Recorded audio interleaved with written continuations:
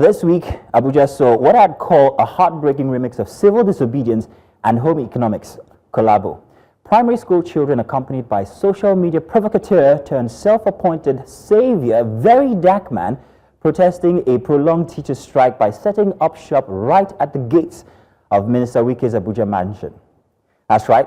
While most kids are reciting rhymes in classrooms, our future leaders are rhyming W for Wike, S for strike. It was actually worse than that, because their real teachers are still at home, unpaid and possibly unpaid attention.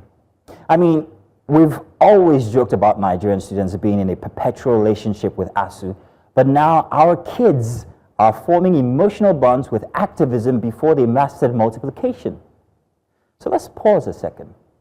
Imagine being in primary 3, and instead of learning fractions, you've learned protest chants. Instead of lunch breaks, you have lunch tirades at the government. Instead of homework, your teachers are at home not working.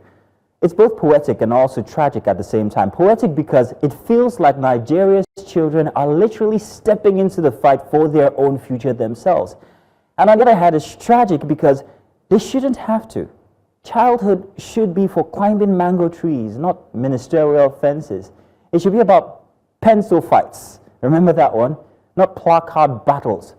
Yet, here we are. Another week, another broken promise, another unpaid Nigerian teacher in Abuja. And let's not pretend like it's just an Abuja thing. Across Nigeria, state governments owe salaries, rural schools lack blackboards, and teachers sometimes double as security guards just to survive. Education has become like a hustle, and the children, well, it's just collateral damage. VDM's protest, however chaotic or performative it may seem, forces us to ask some very tough questions. Like, why are our leaders shocked when the streets become classrooms? Why do we only act when influencers do what institutions should have done? How long before the kids get tired of learning lessons in futility? Honestly, we should launch an entire curriculum based on this. And I think we should call it Abuja Gate Primary, Class of Disruption 2025, and the principal is VDM, where it's like A for accountability, the kind politicians owe but rarely pay. B for breadwinner, because even teachers are moonlighting as POS agents. C for chalk, which is now a luxury in most classrooms. D is for deadline, always set, but in Nigeria never met. E for education, the kind that's now self-sponsored by social media. F for yeah, because even in this whole mess, our athletes are still flying the flag. But what flag? We're going to come back to that. G for governance and the glaring lack of it. H for hope, hanging in there by a thread, all the way down to Z for zero.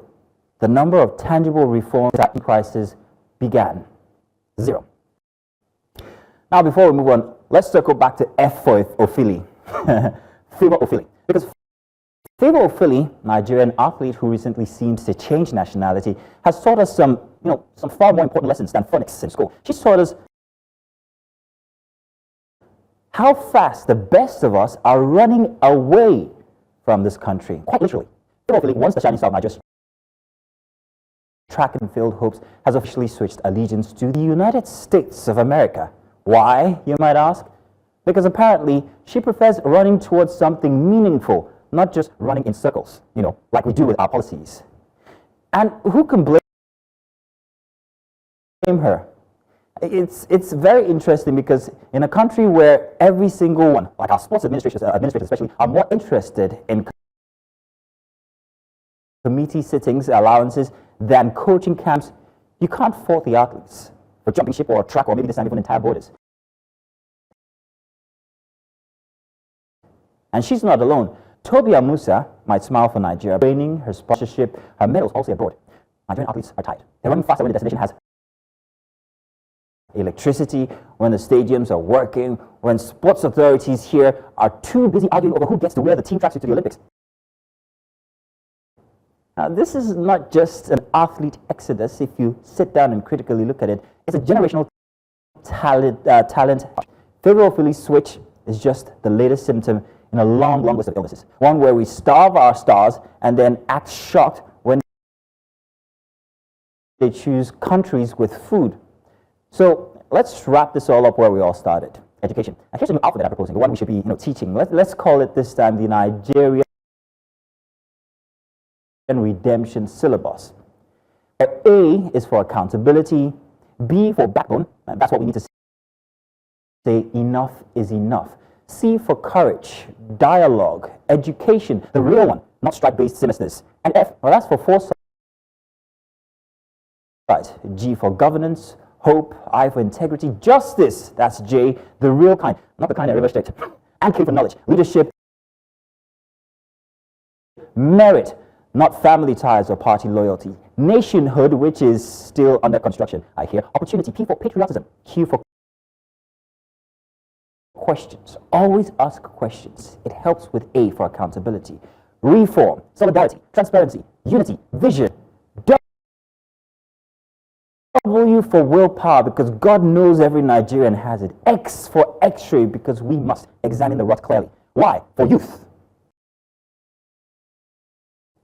The ones protesting now, and maybe even the ruling class next. And finally, Z for zeal. Because if you're still here, if you're still pushing, if you're still watching this, then you are not too young to run. So, ladies and gentlemen, let's begin in the show. Welcome to Breakfast Extra for a Saturday edition. My name is Favour Ofili, and as always, I don't come alone. Make some noise for the co-host of life, the only woman who can survive Abuja politics and all the charms and Lagos traffic at the same time in 1 week. Judith Atibi, you're welcome. Good morning to you. Good morning. I was like, am I survived Abuja politics? Oh, I have. Haven't we all? Yeah, wherever you might be. In Nigeria. So, how do you like your new curriculum? We're changing the alphabets like the national anthem. I love it. I actually do. It's very, very creative and very brilliant. I would have said to send that to schools, but they're not in schools. They're on the streets. So let's send it to the streets where the children are now. I'll be more than happy to make an educational material with my voice and animation. This is the only time I'll sign up for an AI version of me to read it out for the children. That's my job. Stop. By the way, we're both wearing brown together. Let me come over so we can read matchy, matchy. Great minds think alike.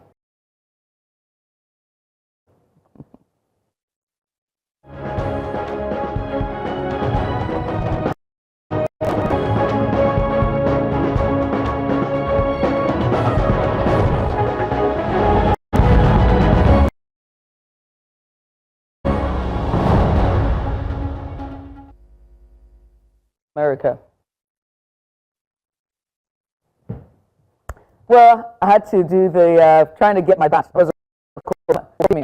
You're welcome to Breakfast Extra right here. We start by asking tough questions about how we raise boys in a world that demands so much of them, but teaches them so little about emotional strength. Then we head to Abuja today, this morning, where public primary schools have remained shut down for over 90 days, and that's about teachers are unpaid, students are stranded, and activist Very Dark Man is now leading the protest, quite literally teaching on the streets to shame the authorities into action. And then the Social Democratic Party, the SDP, is also in crisis as well, having suspended its national chairman over alleged financial misconduct. Is this a reformative house cleaning or the beginning of a full-blown political meltdown? And over, we head on to sports as Nigeria suffers yet another, should I say, talent drain, athletes drain, as Favour Ofili officially switches allegiance to Turkey. There we go, reigniting a painful national conversation about how we mismanage and undervalue our brightest stars. While family continues to battle, from sports we go to the living cost crisis or social living crisis that we're facing as families continue to battle hiking food prices. We're asking the critical questions. Can Nigerians still eat healthy on a squeeze wallet? We dive into that as well, and also we also go into the art of smart eating under pressure. And beyond that, we head on to outside of our borders, beyond Nigeria, beg your pardon, as Ghana has struck a $2.8 billion debt relief deal, delaying repayments to creditor nations. But is this just a fiscal pause or the beginning of real economic recovery? And speaking of leadership shifts as well, closer to home here, former Kano Governor Abdullahi Ganduje has officially resigned as national chairman of the APC. No one, kind of critics saw it coming because he was acting national chairman at the time. In his place, Bonu's Ali Doluri has emerged, and yet another shake-up in the party's evolving power structure. So we're going to be taking a look at all of this and what this means for the political landscape and the elections come 2027. How much we can take. There, I wanted to talk about Dalore just a bit. Here are some key facts that you need to remember about him as he assumes as the new chairman for the APC. Dalore previously served his multiple terms as the state chairman of the APC in Borno State, grassroots unity, resulting in sustained electoral victories across local governments. He is also known as the APC's longest-serving state primary chairman. Note that. And in mid-2023, APC's National Working Committee appointed Dalore as Deputy National Chairman of the North Zone, replacing Abubakar Kyari. And also, he has a reputation for inclusive coalition building with a particular focus on empowering youth and women through vocational projects and educational initiatives. So here's hoping that there's going to be plenty of that put into much of the that the party would have for average Nigerians, maybe even you too, Judith. I'm hoping it'll touch you. I mean, what do I know? I'm from Equatorial Guinea at this point. You're switching sides. Favour Ofili. Yes, now. What do you mean? So, interesting. I said US. I meant to say Turkey. I'm very interested. Got everybody buzzed during the week regarding her move. But then, like I asked, who's going to blame her? Would you blame her? I mean, everybody in Nigeria kind of like strives to do their own, be their own local government, do their own water, do their own electricity. Get solar, by the way, it's going to save your life. And it's also very evident in our sports systems. I go to the stadium almost every weekend, at least twice every month. What time and do you I have see to people, plenty of time. It's a rendezvous point for men who like to strap machines in between their legs. Not that kind. So what I meant to say was, it's very heart-rending to see people who put so much into the effort of sports with no backing and extend to go so far. And at the core of this is like a core attitude of our government in and of itself. I think that Favour for 2 times, this is the second time with the last Olympics that she was sort of sidelined by the Nigerian Athletics Board and the Sporting Federation itself. And so this is her at this time one last chance looking after herself and hoping that she, gets a chance to compete at the world stage. And so people just, I mean, this is like a desacle on the part of the Nigerian government. So, and we need to talk about that. That sheer disregard of, doing the right thing, the sheer disregard of excellence itself. And this is a woman who is thriving for excellence, who wants to achieve that. The thing about athleticism or sports itself is that your best days are oftentimes the beginning, right? Because it really gears you for the momentum itself, the crescendo. So when you're missing out 2 times, that is 8 years in a row, you're training, you get to where you need to takes the steam out to compete, and then they now tell you, oh, they did not get the proper requirements. You're not training the second time. You're losing every opportunity, every.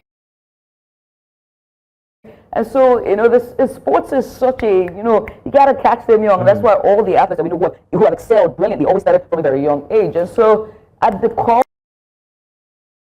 of this is not really necessarily Favour and Nigerians, but more about like a lackadaisical attitude at the public sector itself and with our government, and this sheer disregard for excellence. It's sad. I should have just let you do the monologue this morning. You've already done it. You did a brilliant one now. Come on now. It was fantastic. All right. Tell you what we're going to do next. We're going to go into our very first big report. Let's take a very quick break here, and we'll be back to start that.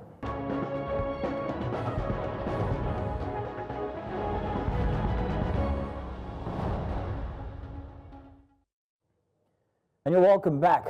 Full start here. Now, our very first big report. Across many African societies, the boy child is seen as the bearer of lineage, the eventual head of the household, and in some cases, the economic backbone of the family.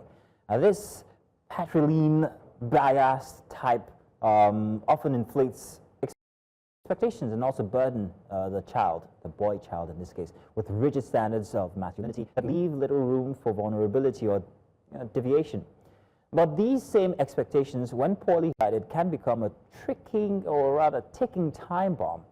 Our 2023 UNESCO report on gender and education shows that while girl-focused interventions have surged, support systems for boys are dangerously lacking, leading to rising dropout rates, substance abuse, and emotional repression among young males, especially in developing countries. In this special report here, News Central's Chinwe Ugele, she explores how society's framing of the boy child, both as a symbol and as a subject, is shaping the men of tomorrow, and what this means for families, what it means for communities, and our collective future. Let's take a look at Chinwe Ugele's report here. Like the girl child, the boy has dreams, hopes, and turns to the family for guidance and direction. The failure of the family and society about life results to insecurity and sometimes withdrawal from nearly everyone and everything.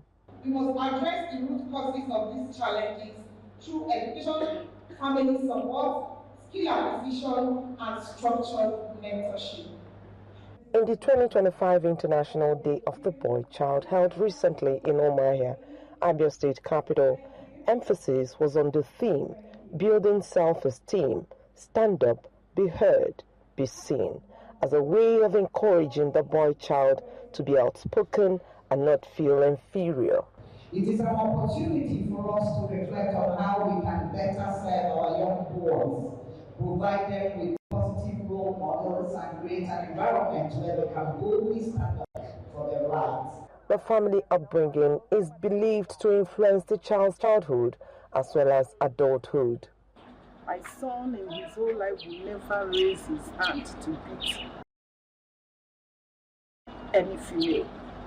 So we want to raise a generation that will also come out generations of perfect males. I want to focus squarely on them, give them the basic necessities which they need to succeed in life. In addition, you also have to, as you are giving them money, pampering them, you also tell them this is the way to get this. This is how to survive in life. The boy himself has struggles which he does not share with anyone because he must not show emotions as a male child. Because my parents, they lecture me on things about growing up as a boy. Because as a boy, they feel that you're going to be the head one day. You have your family of your own. So you have to be upright. To my own parents, we are 4 boys and we are 2 girls. They treat us the same way. I cook, my sister cook. Everybody do the same thing. The society will surely be better for it if as much emphasis is given to the raising of the boy child as much as the girl child. They need to be taught that there is much more to being a man aside from making money. In Umuahia for News Central, Chinwe Ugele. That was clearly a powerful and also sobering reflection on the state of the boy child in our society.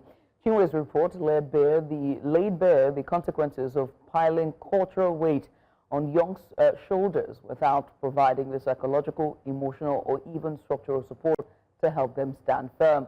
As it seems, the boy child seems to be at the center of a quiet storm. And so to help us unpack more from the report and share her experience in the field, we're joined by our correspondent Chinwe Ugele, who's been engaging with parents, educators, and boys themselves. During the course of the conversation, we're going to be joined by Mark Fred Akachuku. He's the founder, Gents Hangout. Fred, thank you so much for joining us. I appreciate you for coming on. Chinwe, let me start with you. What inspired this report? I mean, the boy child, not necessarily neglected, but oftentimes, whether it's social conditioning or societal pressures, was there a particular moment or story that made you pause and say, we need to talk about this now? Thank you very much, Judith. You know, in recent times, there have been cases of gender-based violence across the state. I have done a series of reports about domestic violence and all whatnot. And in the middle of this whole issue is the male child. And then I thought, and then recently there was also the celebration of the boy child, international celebration of the boy child. And I felt, I think it's time we begin to also look the way of the male folk. You know, it's not just about the girl child. I think because the society has found focused so much on the girl child, it looks as if the boy child is now left on its own to develop on its own to find its own path without proper direction.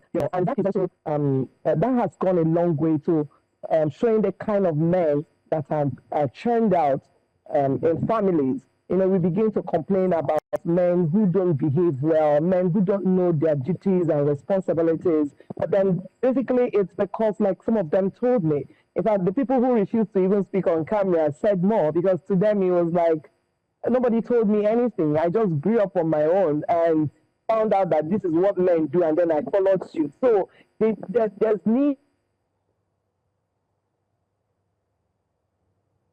I think we might have lost Chinwe there. Chinwe, hopefully that you rejoin us back. But let's turn to Macfred now. Macfred, thank you very much for joining us this morning. So I'm wondering, in your case, you've worked with people, you've worked with boys, you've worked with young men. I'm wondering what the one common factor, the one common challenge that you've noticed that young men go through, what they express, and at what point in their life do they start to manifest these, challenges? Do they start to face these challenges? Macfred, please. Thank you so much. I'm so delighted to also be here on this platform. Yes, I've been able to work with boys, boy childs, men, youths, young people in general over the past years, and I can attest that it's been a journey. Men have been able to face so much issues, and it actually starts as a boy. As a boy child. Over the years also, we have recorded stories from the streets, from growing up, and the same stories are all real. They are all asked to man up. They are all asked not to show their vulnerability. They are all asked not to cry.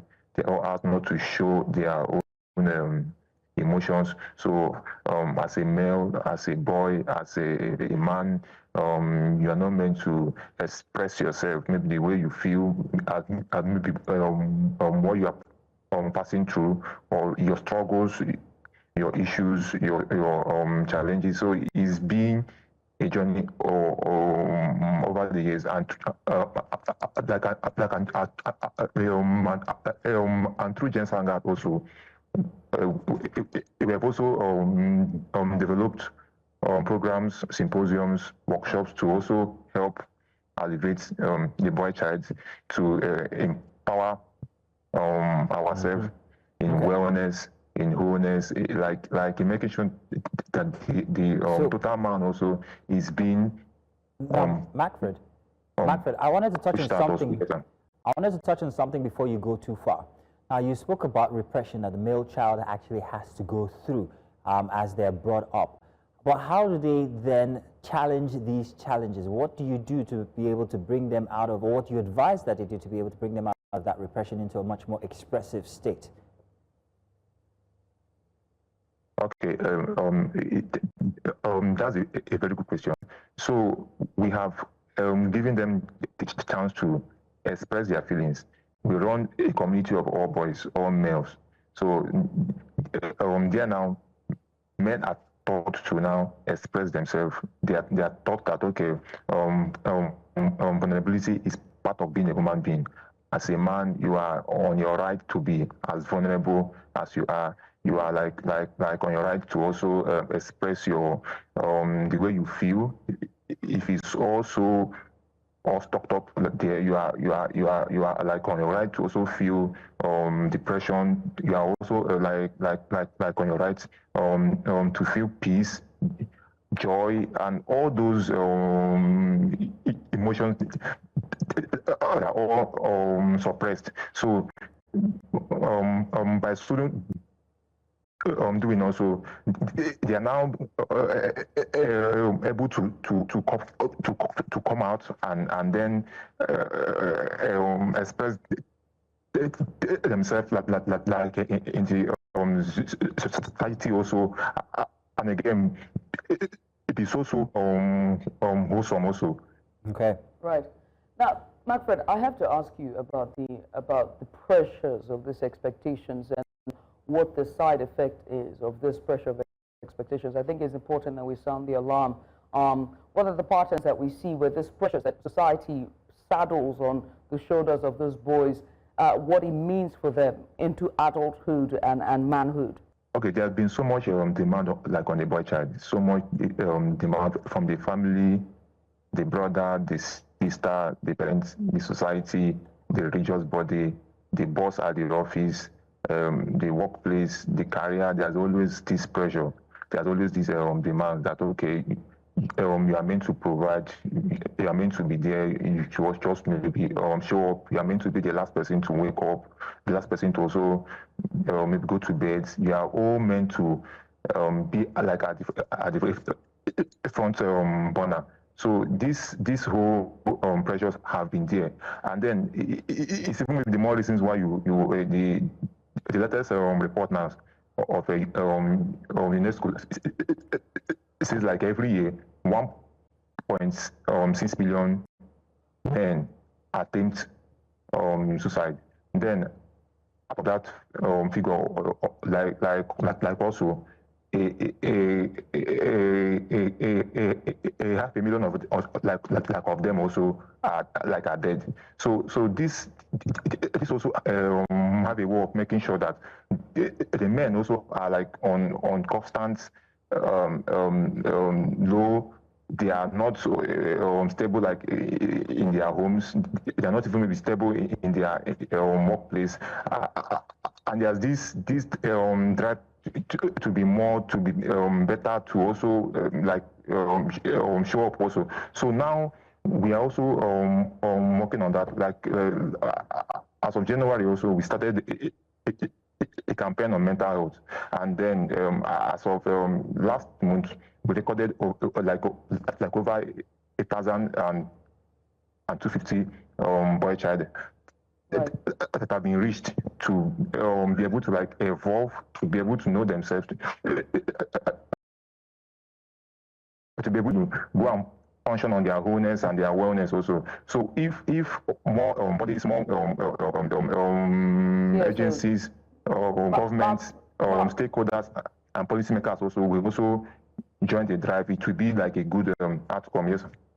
Yeah, Macfred, I wanted to ask you about that mental health when they ignore the mental health as well. But I do understand that our correspondent Chinwe Ugili is back with us. So I'll just let you ruminate on that question before I go to Chinwe Ugili. Just for the sake of our viewers and also for our mothers and fathers and everyone who's watching, men or women, the effect of that mental health when it's ignored. What does that mean for our society? How does it translate? Like, what do we see it as? Is it violence? Is it, brain drain, or should I say mental fog? Exactly what is sexual abuse, or physical abuse? So we're going to talk about that. I just want you to ruminate on that. But Chinwe, let me come to you, right? You are in the northeast. Sorry, I beg your pardon. You're in the southeast, mostly the eastern part of Nigeria. And if there's one thing that's certain, it is mostly patriarchal. Even though the patriarchal side of the society is still very much uplifted, but it is still predominantly patriarchal. In your investigation, what are the patterns that you observed with societal expectations on boys, but most importantly, the cultural norms that sort of rule these patterns that we're seeing on societal expectations? Okay, part of it would be that the society down here expects that the boy should understand that he is the head of the family, and that a lot of responsibilities are placed on his shoulders naturally as a male child. So he is to take care of his siblings. I'm not even talking about his own family when he grows up to marry. So as a boy child, you know that growing up, you're expected, if it happens that you are the first child of that family, you are going to support your parents in raising your siblings. So financially, you are expected to be up and doing, and then you're also expected to take up responsibilities that fall on the shoulders of the family without being taught on how to do it, without being told anything. You are just expected to know and then carry on with it.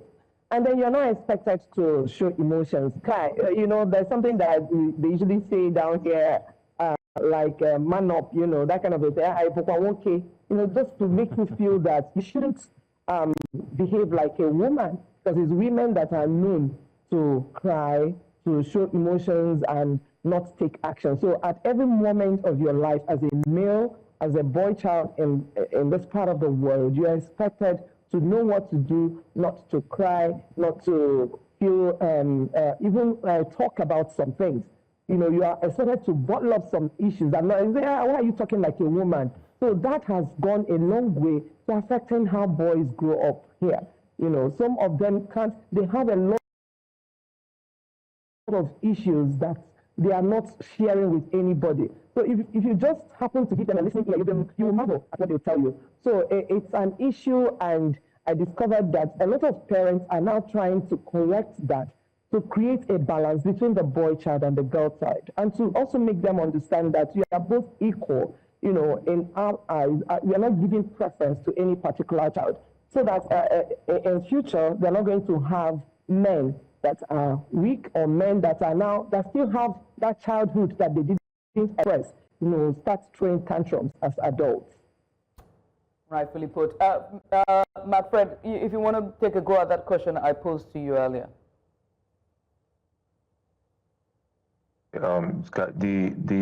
I also appreciate the question also. So men and boys also, it's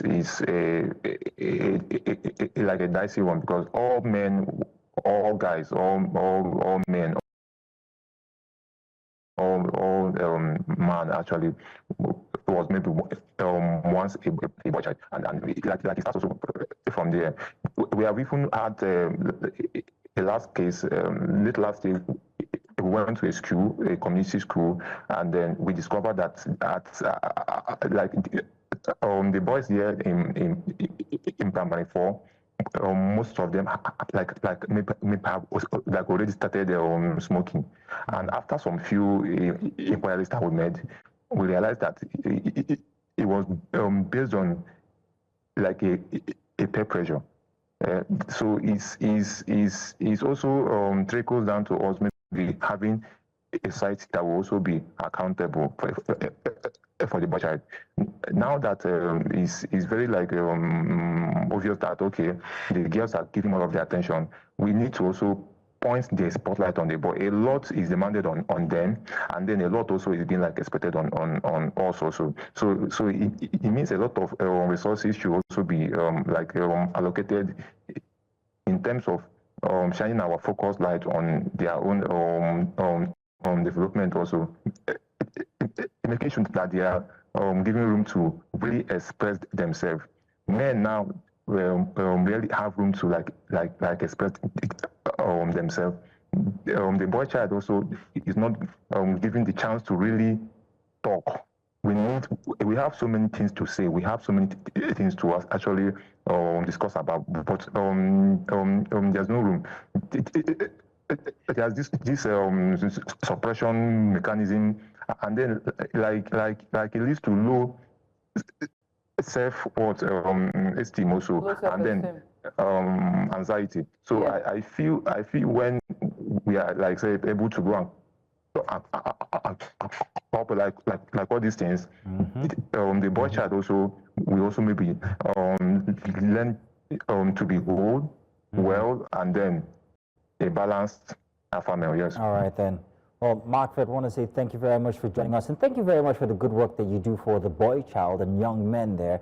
We hope to see more of these advocative type of efforts being done, especially for the boy child. And Chinwe, thank you very much for that report, because yes, indeed, there has been an overshadowing of the boy child lately, and we like that you've helped balance that out with that report. Thank you, gentlemen and lady, for being our very first big report this morning. Thank you. Yes, indeed. Let's go on a short break, shall we? When we come back on the other side, it's time for us to get into is given to the breakfast extra. Stay with us.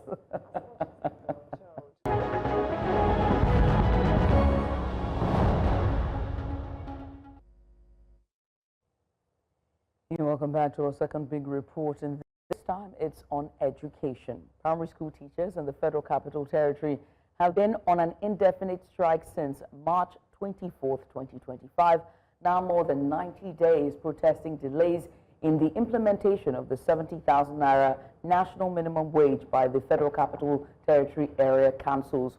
In a dramatic gesture on June 23rd, social activist Martins Vincent O'Shea, better known as Very Dark Man, VDM, staged a protest at the gate of the FCT Minister Nyesom Wike, assembling uniformed school children to conduct an, quote, open-air classroom, end quote. He led them through a satirical alphabet chant: S for Sube, T Subegba, T for Tinubu, W for Wike, to shame the government for failing to pay teachers and deny children their education.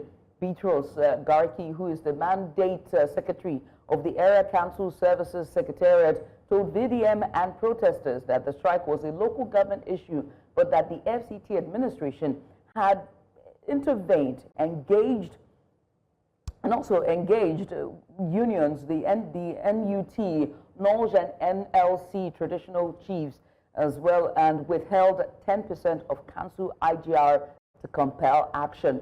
Garki also appealed for patience, but VDM has issued a 7-day ultimatum warning that if schools don't reopen, he will mobilize more children, including to protest over unpaid healthcare workers directly at Wike's doorstep.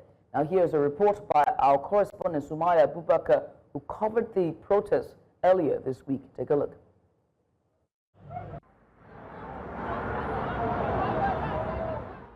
The crowd had converged on the entrance to the Ministry of Finance in Abuja.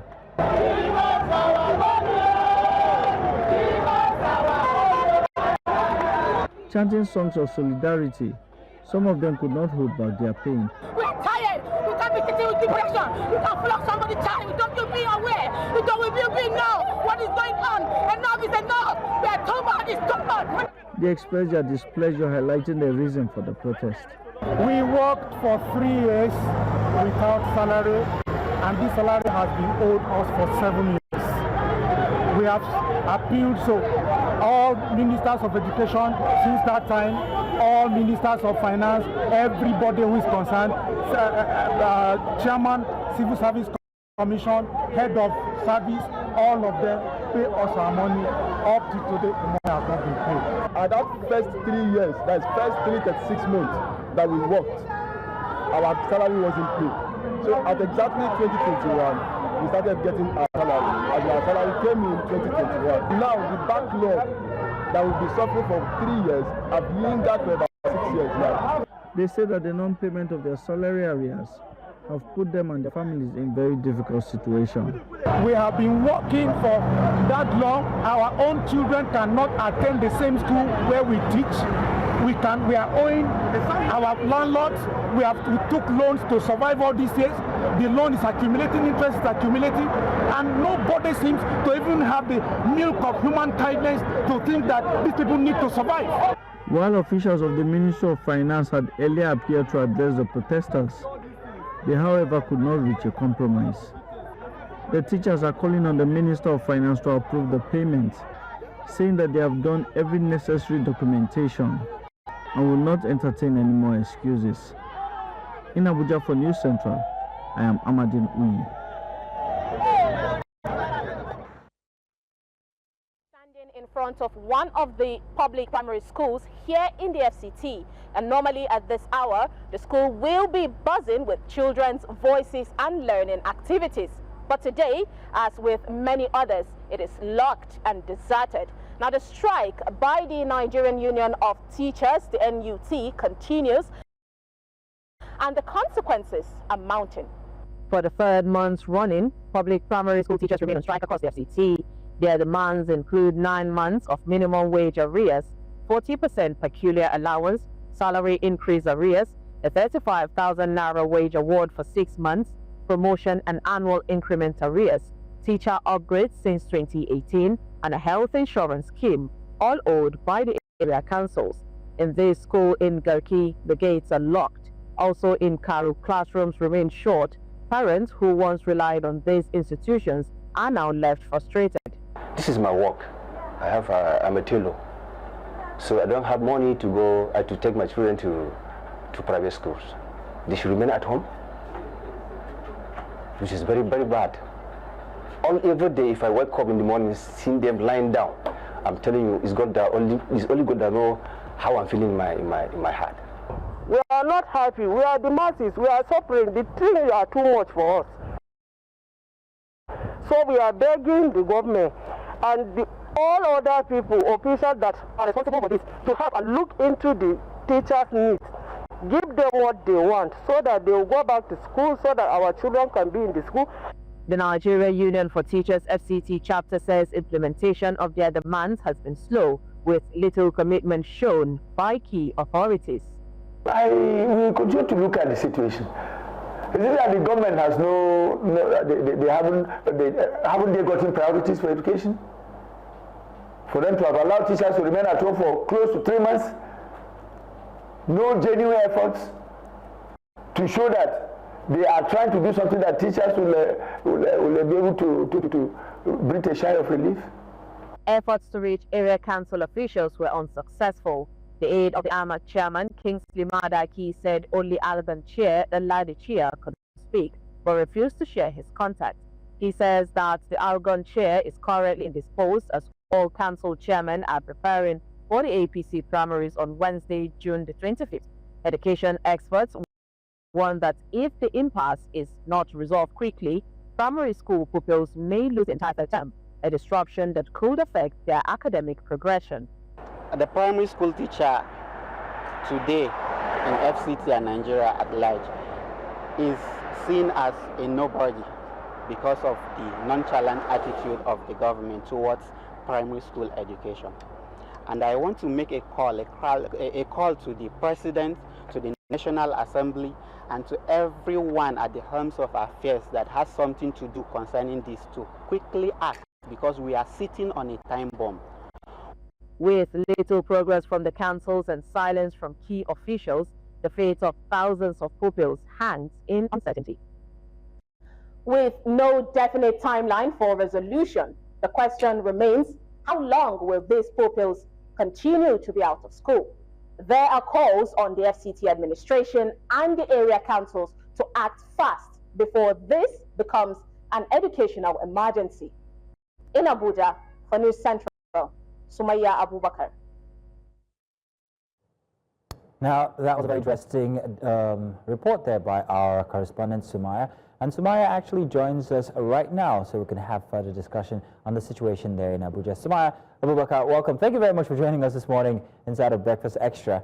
Very interesting report. It was good to see children in your report, but it was sad to note that they were outside playing at the expense of them being in schools. And a look at you standing there in that school compound, all deserted, is actually quite poignant itself. Now, I wanted to know, as you were gathering this report, and you spoke to perhaps maybe a few of the teachers, how are they faring since the past 3 months? What have they turned to be able to provide for their families? That's one question on one side. And I've got another one regarding the kids themselves. How are they faring when it comes to education? What substitute are parents turning to? Sumaya, please, do tell us. Good morning, Mazina. Good morning, Judith. Yes, indeed, I saw a lot of things. One of the things I saw, I would say, when in terms of what the parents are doing now, because they are on strike, of course, the local government did not stop their salaries. So their salaries are still coming in, but then there is no increment of that 70,000 new minimum wage. It's still being paid as the 30,000 minimum wage, which is one of their problems. And they say that it's not just about the minimum wage, like, the graphics showed. It's about, we have about 8 demands that has been overlooked for years now. We're talking about 2 months of arrears, almost 3 years of some arrears, even 4 years of some arrears that has been overlooked. So for the LEA teachers, as a local education authority teachers, they feel like the FCT administration does not, value them at all. They feel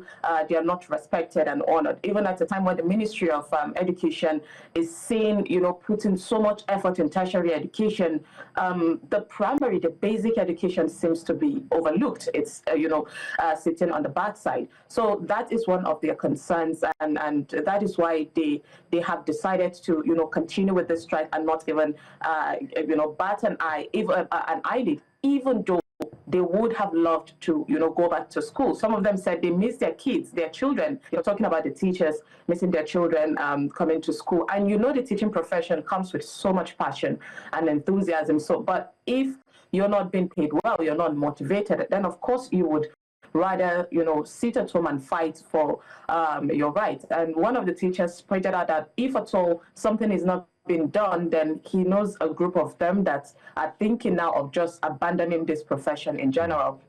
And then in terms of what the parents are doing, the parents sounds frustrated. One of the parents that I interviewed, which happened to be a tailor, said he wasn't opportune to go to school. So he cannot even homeschool his own kids. And that was his concern. And he does not have the extra money to pay, a teacher or an extra moral teacher that would come home or tutor to come home and teach his kids.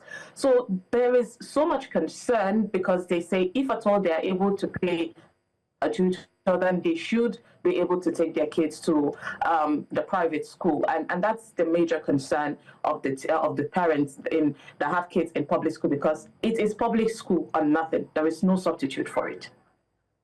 Many thanks, Maya, there for your submission. Now joining us is Abdullahi Shafas. He is the state chairman for the National Union of Teachers in Abuja. Mr. Shafas, thanks for joining us. I appreciate you for coming on. We have heard from Sumaya and also from that report there, and the details that we know regarding this 90-day strike or this 3-month-long strike is the lack of payment of the 70,000 naira minimum wage. And the Federal Capital Territory server says it boils down to the local government areas and their lapses in paying this. So what are the grievances? Let's take the grievances and your mediation with the local council chairmen in remitting this payment.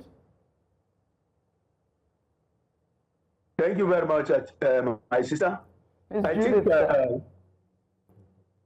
it is very clear that issues that has to do with early teachers are issues that concern the education secretariat in the Ministry for Federal Capital Territory, because every settings of growth in terms of education starts from the primary school. Primary school that is supposed to be the foundation, the fulcrum of every kind of education that one will attain in the future, is being neglected as if they are not supposed to enjoy what other civil servants in FCT are supposed to enjoy. In the first place, teachers and the union are not the people to go and source for how to get money to pay teachers. The government that is saddled with the responsibility of doing all these things are supposed to have had their budget prepared before that time. Now, teachers for the past 3-4 years were left with unattained implementation. Let me start with the 40% peculiar allowance that were given to other agencies of education and was not given to teachers at the primary school level. 40% peculiar allowance that was given by the government was not given to the teachers of LA. 25 and 35% increase was not given to teachers of LA. 30,000 naira minimum wage award was not given to teachers of LA. The new minimum wage that is supposed to be a benchmark of 70,000 naira was not given to teachers of the primary school. Now, when we went on series of negotiations and agreements, they agreed that they are going to implement. That was a March. They agreed that they are going to implement. When the time comes, they implemented it. The subsequent month, they cannot implement again. But my sister, let me tell you, are we the people to source for money? And will the government come to tell us that they don't have money to pay? You see, that is not the business of the union. They should tell us, this is how we are going to go into intervening, and this money is be paid. So you see the problem. Okay, Mr. Shafas. You see the problem. Mr. So Shafas, now, Mr. Shafas, I wanted to come to a moment from inside of the protest. We saw that the teachers actually were out protesting. We just saw visuals of that. But one very unique protest that happened in Abuja over the past 1 week was the one where social media provocateur, social media very dark man is whom he is known as, was now the one championing this cause. And he said something very interesting. He also mentioned the fact that perhaps maybe there could be alternative to the strike, that instead of teachers going on strike, there could be another means by which they can exercise their grievance to the government. I don't know what you think about that, because the expense that the children are having to pay is stay at home, no education. That's definitely going to affect their future. What do you say about this? That's not a hard protest. I think your news line should be able to know that we had a protest in regard to this. And now we are preparing for another protest by the first week of July. You see, this protest, we want to have it from 2 weeks back. But we see that the security agencies were not giving us the cooperation they are supposed to give us. They said the minister is inaugurating projects in the ref city, and that Mr. President will be attending all this commissioning, and that they cannot give us 100% assurance that we should go on that protest. And that was why we decided to shape that protest to the 7th and 8th of July, which really, by God's grace, we are going to have it, except if something happened before that time. The protest, the very dark man had to the FCTA secretary. That was done after hours. And what he did was to allow the government still on the impending problems. I think you get that. Yes. And we, as a union, we are preparing for to get the attention of the government. So it is not that we kept silent. We have had our first protest. We are now going for the second one. But if anything happened before that 8th and 7th and 8th of July, we needed our rights to be given to us. If those rights get to us, there will be no need for any protest. But if it is not given to us, we will go ahead on that protest. All right, thank you very much, sir. Sumaya, I want to come to you regarding the protests now. We did see the teachers' protest from earlier. However, the loudest protest was one with social media provocateur, the very dark man. I'm wondering what's the disparity here? Is it that the government is not paying attention to the teachers' union, but seeing very dark man actually come into the play of things now? That's why we're beginning to get more agitated with the situation. So what gives here? Are they being taken for granted is the question. Sumaya, what did you gather during the course of your report?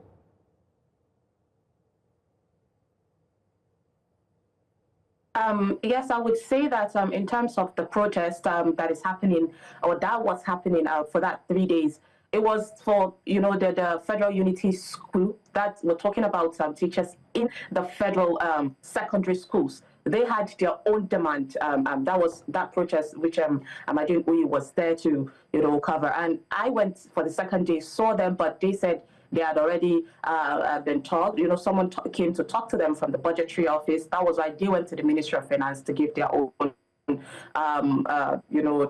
to show their grievances.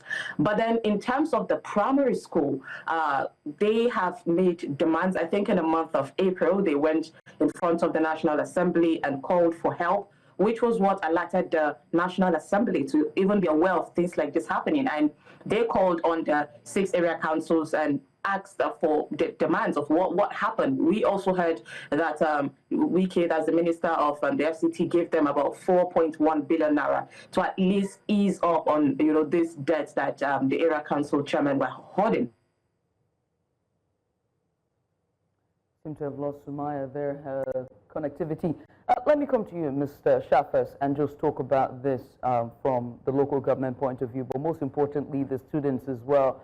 Now, sir, we understand that our education sector has been hit, drastically from grassroots level primary school, secondary school, university, it's taking a huge hit. And 3 months of the children not being in school, heading towards promotional examination, because we understand this is third term, and that means promotional examination is just around the corner. And them staying back at home. Now, VDM and other CSOs and the different organizations have said that there can be a constructive way to engage with the government to meet the teachers' demand as opposed to an outright strike.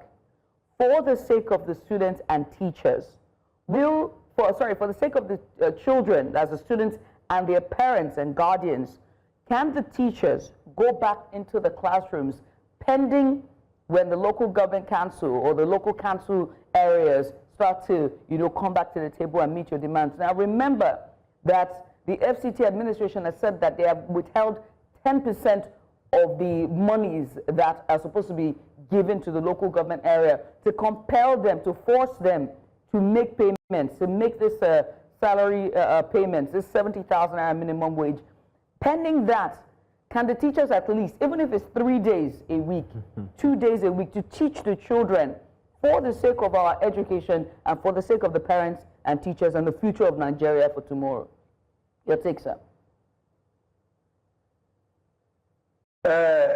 My sister, in the first place, teachers should not even allowed to go for strike for up to 1 week.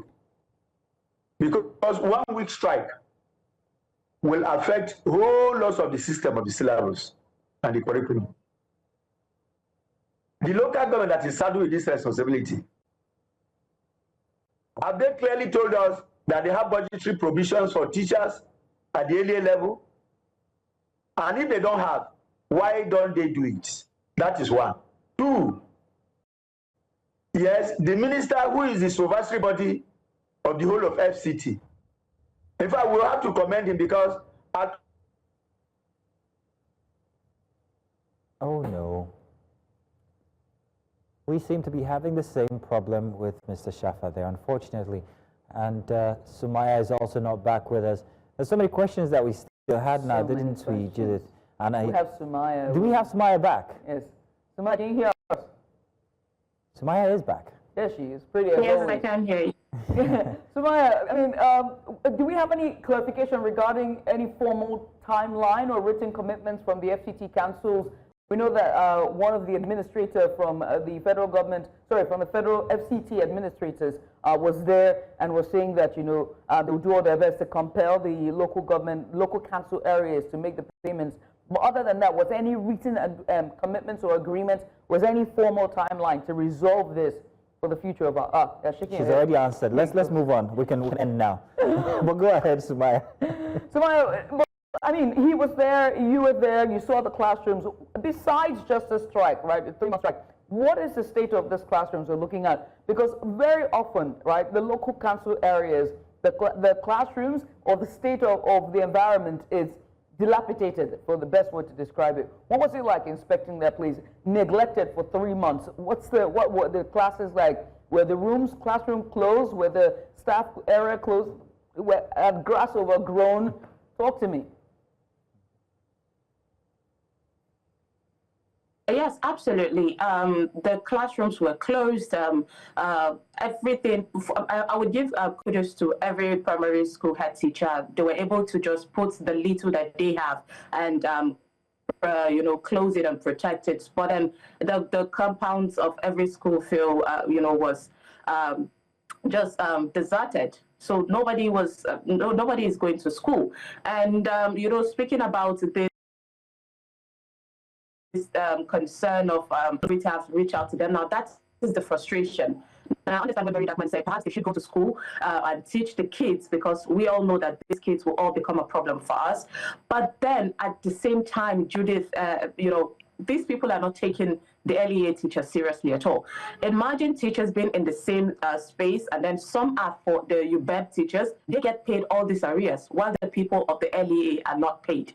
So that is why, of course, these teachers are saying that we are not going back until you take us seriously. And they are calling on the FCT, minister and even the president to, take this responsibility from the AMAC chairman if they are saying that they cannot pay these teachers, and so that the state level could pay, or the federal level should be the one in charge of this payment. But the early aid teachers for the longest time have been taken for granted. And I made a lot of effort to reach out to the local government chairman of this 6 area council, which one of the aides, as the SA, to the AMAC chairman said, not only the chairman of Kwali, which is Ladi Chia, which should be the algon of, all the chairman could talk. But then at that time, on Wednesday, there was a APC primary election. I'm sure you're aware of that. So their concerns at that time was all about their primaries. None of them was willing to talk to me. Literally from his mouth, the SA was telling me that they cannot talk because they're more concerned, they're paying attention to the primary election. And then afterwards, of course, it's quiet from them.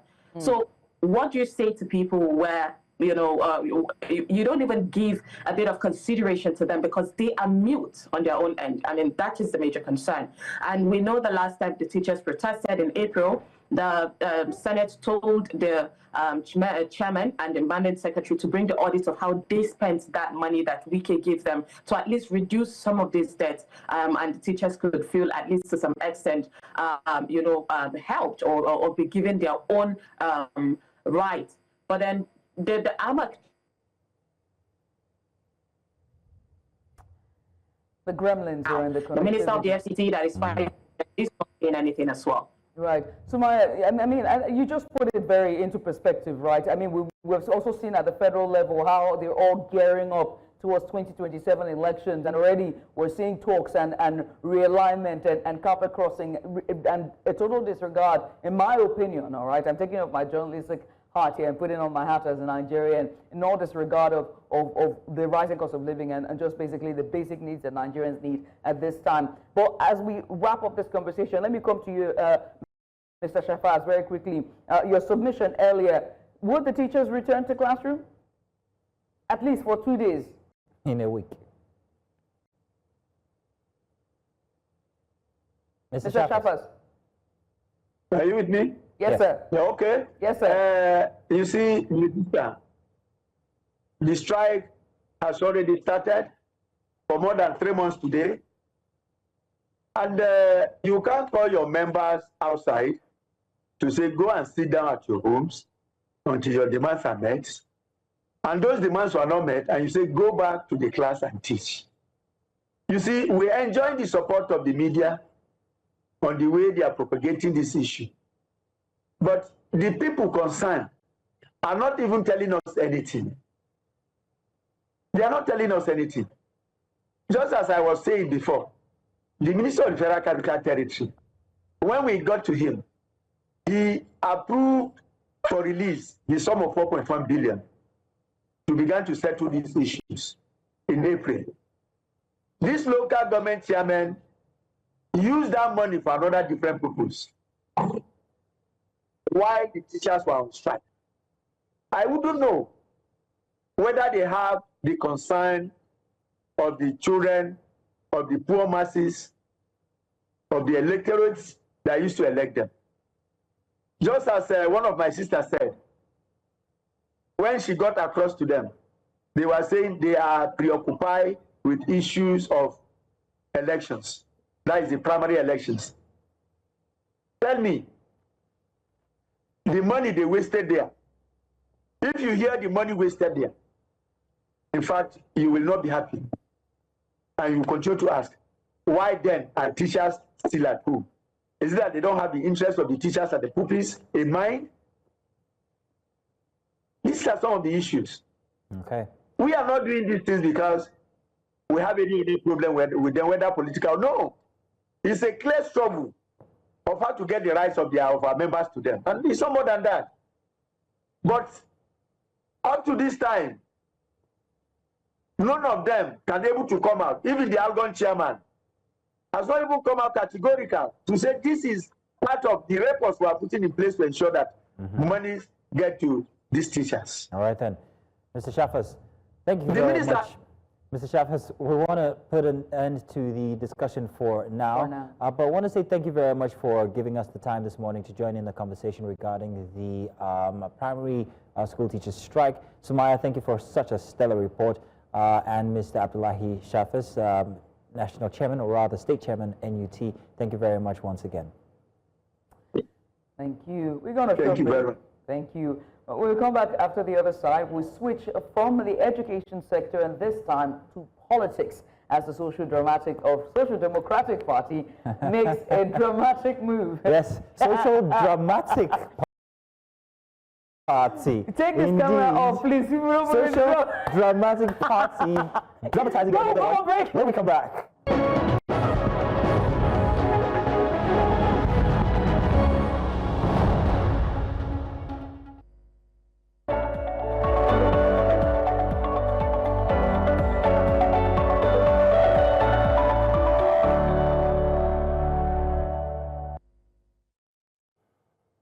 And you're welcome. Our first big story for this morning. Now, the Social Democratic Party has made a dramatic move by suspending its national chairman, Shehu Musa Gaban, along with the national auditor, Nadi Clarkson, and also national youth leader, Uche Uchukuma, over serious allegations of misappropriating hundreds of millions of naira in party funds. Now, the party's national publicity secretary, Araba Rufus Ayenigba, stated the suspensions following revelations of unauthorized financial transactions, personal enrichment schemes, and diversions of donation and nominations form proceeds, actions taken without approval from the National Working Committee. The fast-moving political shake-up underlines the SDP's commitments to uphold integrity, and also an interim investigative panel has also been set. Meanwhile, Dr. Sadiq Umar Abubakar has been appointed acting national chairman in line with the party's constitution, while INEC and anti-graft agencies are already notified of the situations. And so to help us navigate the nuances of this fallout and its broader implications for party politics in Nigeria, we're joined by two experts. First is Rufus Ayinigba, I beg your pardon. He's the National Publicity Secretary of the SDP. And also joining us here in the studio is Joshua Moses, an experienced communications and media professional. Joshua, thank you so much for joining us. We also will have Rufus, who will join us virtually during the course of this conversation. Joshua, I mean, first of all, let's just get started and ask you what you make of this turn of events with the SDP just barely, or should I say just 2 years ahead of the 2027 elections? I think this is like, it's just their turn. They're on a queue. APC, PDP, LP, this is just their time. It's expected. Some people said they've been one of the most stable parties up until now. And one would say the timing, it's somehow because coalitions are forming, people are decamping, El-Rufai has gone to their party, so a lot of interest has brought in a lot of eyes on the party. So everybody wants to know who's going to do my bidding, who's going to give me the automatic tickets I would need, and who will house my supporters. So the already existing structure, it seems, might not be able to accommodate this interest. So people within the party would definitely pitch their camps with different groups. I was listening to the embattled chairman, and he said he was approached by different groups to support their coalition, and he said, okay, come into the party, we'll create a room for you to work together and achieve your ambition.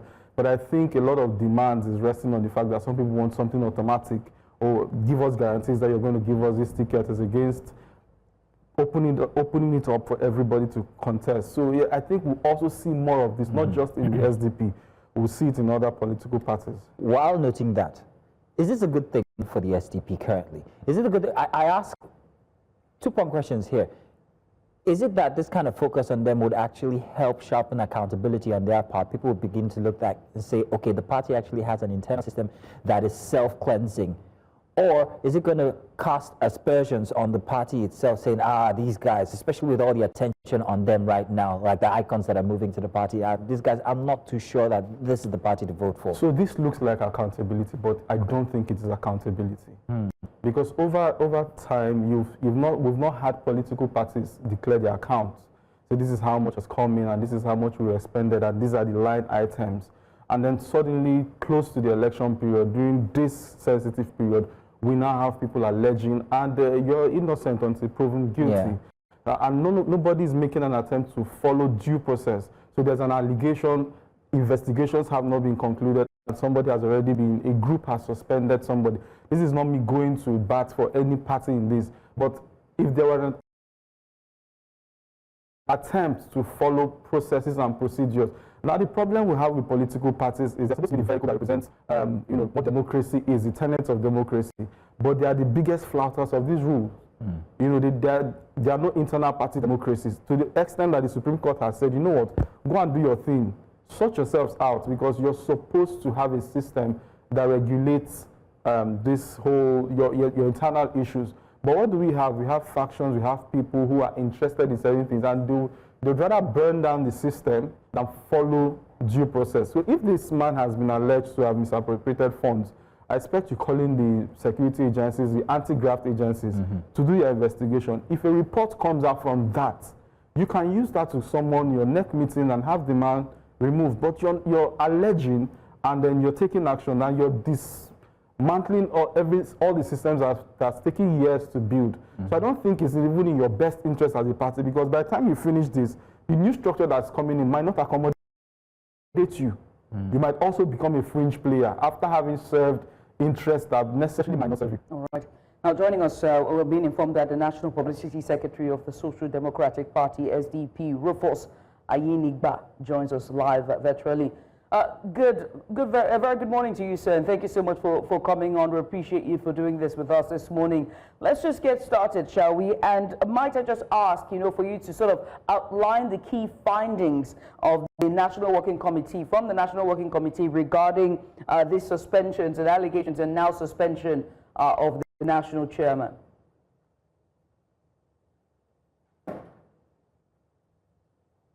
Mr. Rufus, if you can hear me. The National Chairman. Nigerians. Good morning. Good morning. Good morning. Yes, good morning. Yes, we can hear you. I was asking about, for you to outline the findings, the key findings of the National Working Committee, from the National Working Committee meeting regarding the suspension of the National Chairman. What were the allegations and the findings that was made by the committee? Was democratic consolidation towards moving our democracy to the desired level. SDP is a national political party that has a relatable history. It's been on there since the days of Babangida, who created it, along with NRC. It won an election in 1993, presidential election. And in this modern time, in contemporary time, it's been registered and it's been functioning as a national political party since 2013.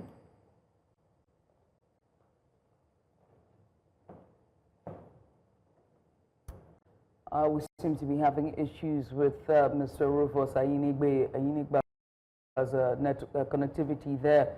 We'll try to sort that out as we come back here into the studio here with Josh Moses.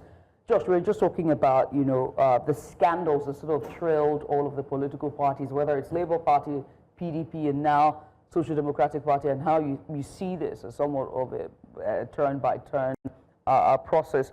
But let's also take on party succession plans with these parties as well. We've seen that with PDP, we've seen that with Labour Party as well, where there should be a proper succession plan, but it only happens when there is scandals that we're now seeing an acting national chairman comes on, and then there's now an issue with INEC. What does this say about proper succession plans with political parties in Nigeria? So I would say that if you go through the constitution of all the parties, or most of the parties, you will find that these constitutions are healthy. They were thoughtfully crafted. But where you have interest, when you have interest, and parties who have the wherewithal to cause chaos, they do not respect processes. Nigerian politicians do not respect processes. They do not care for processes. They care for the end result. Now, whoever is going to come out smiling at the end of the day will feel he has won. But then when the table turns, he's still going to go back to the same constitution that he has probably abused to say, oh, you need to protect me according to the dictates of this. They all have, like you said, succession plans, 3 years, 4 years, you do. A lot of them will not call conventions, they won't call meetings, they won't have the requisite 2/3. Because I was trying to check up on this. What majority acceded to this suspension? Now, the SDP and the people involved would have their logic and their reasons. But the fact is, there's a deliberate ploy not to obey or not to follow laid down rules and regulations that they all agreed to.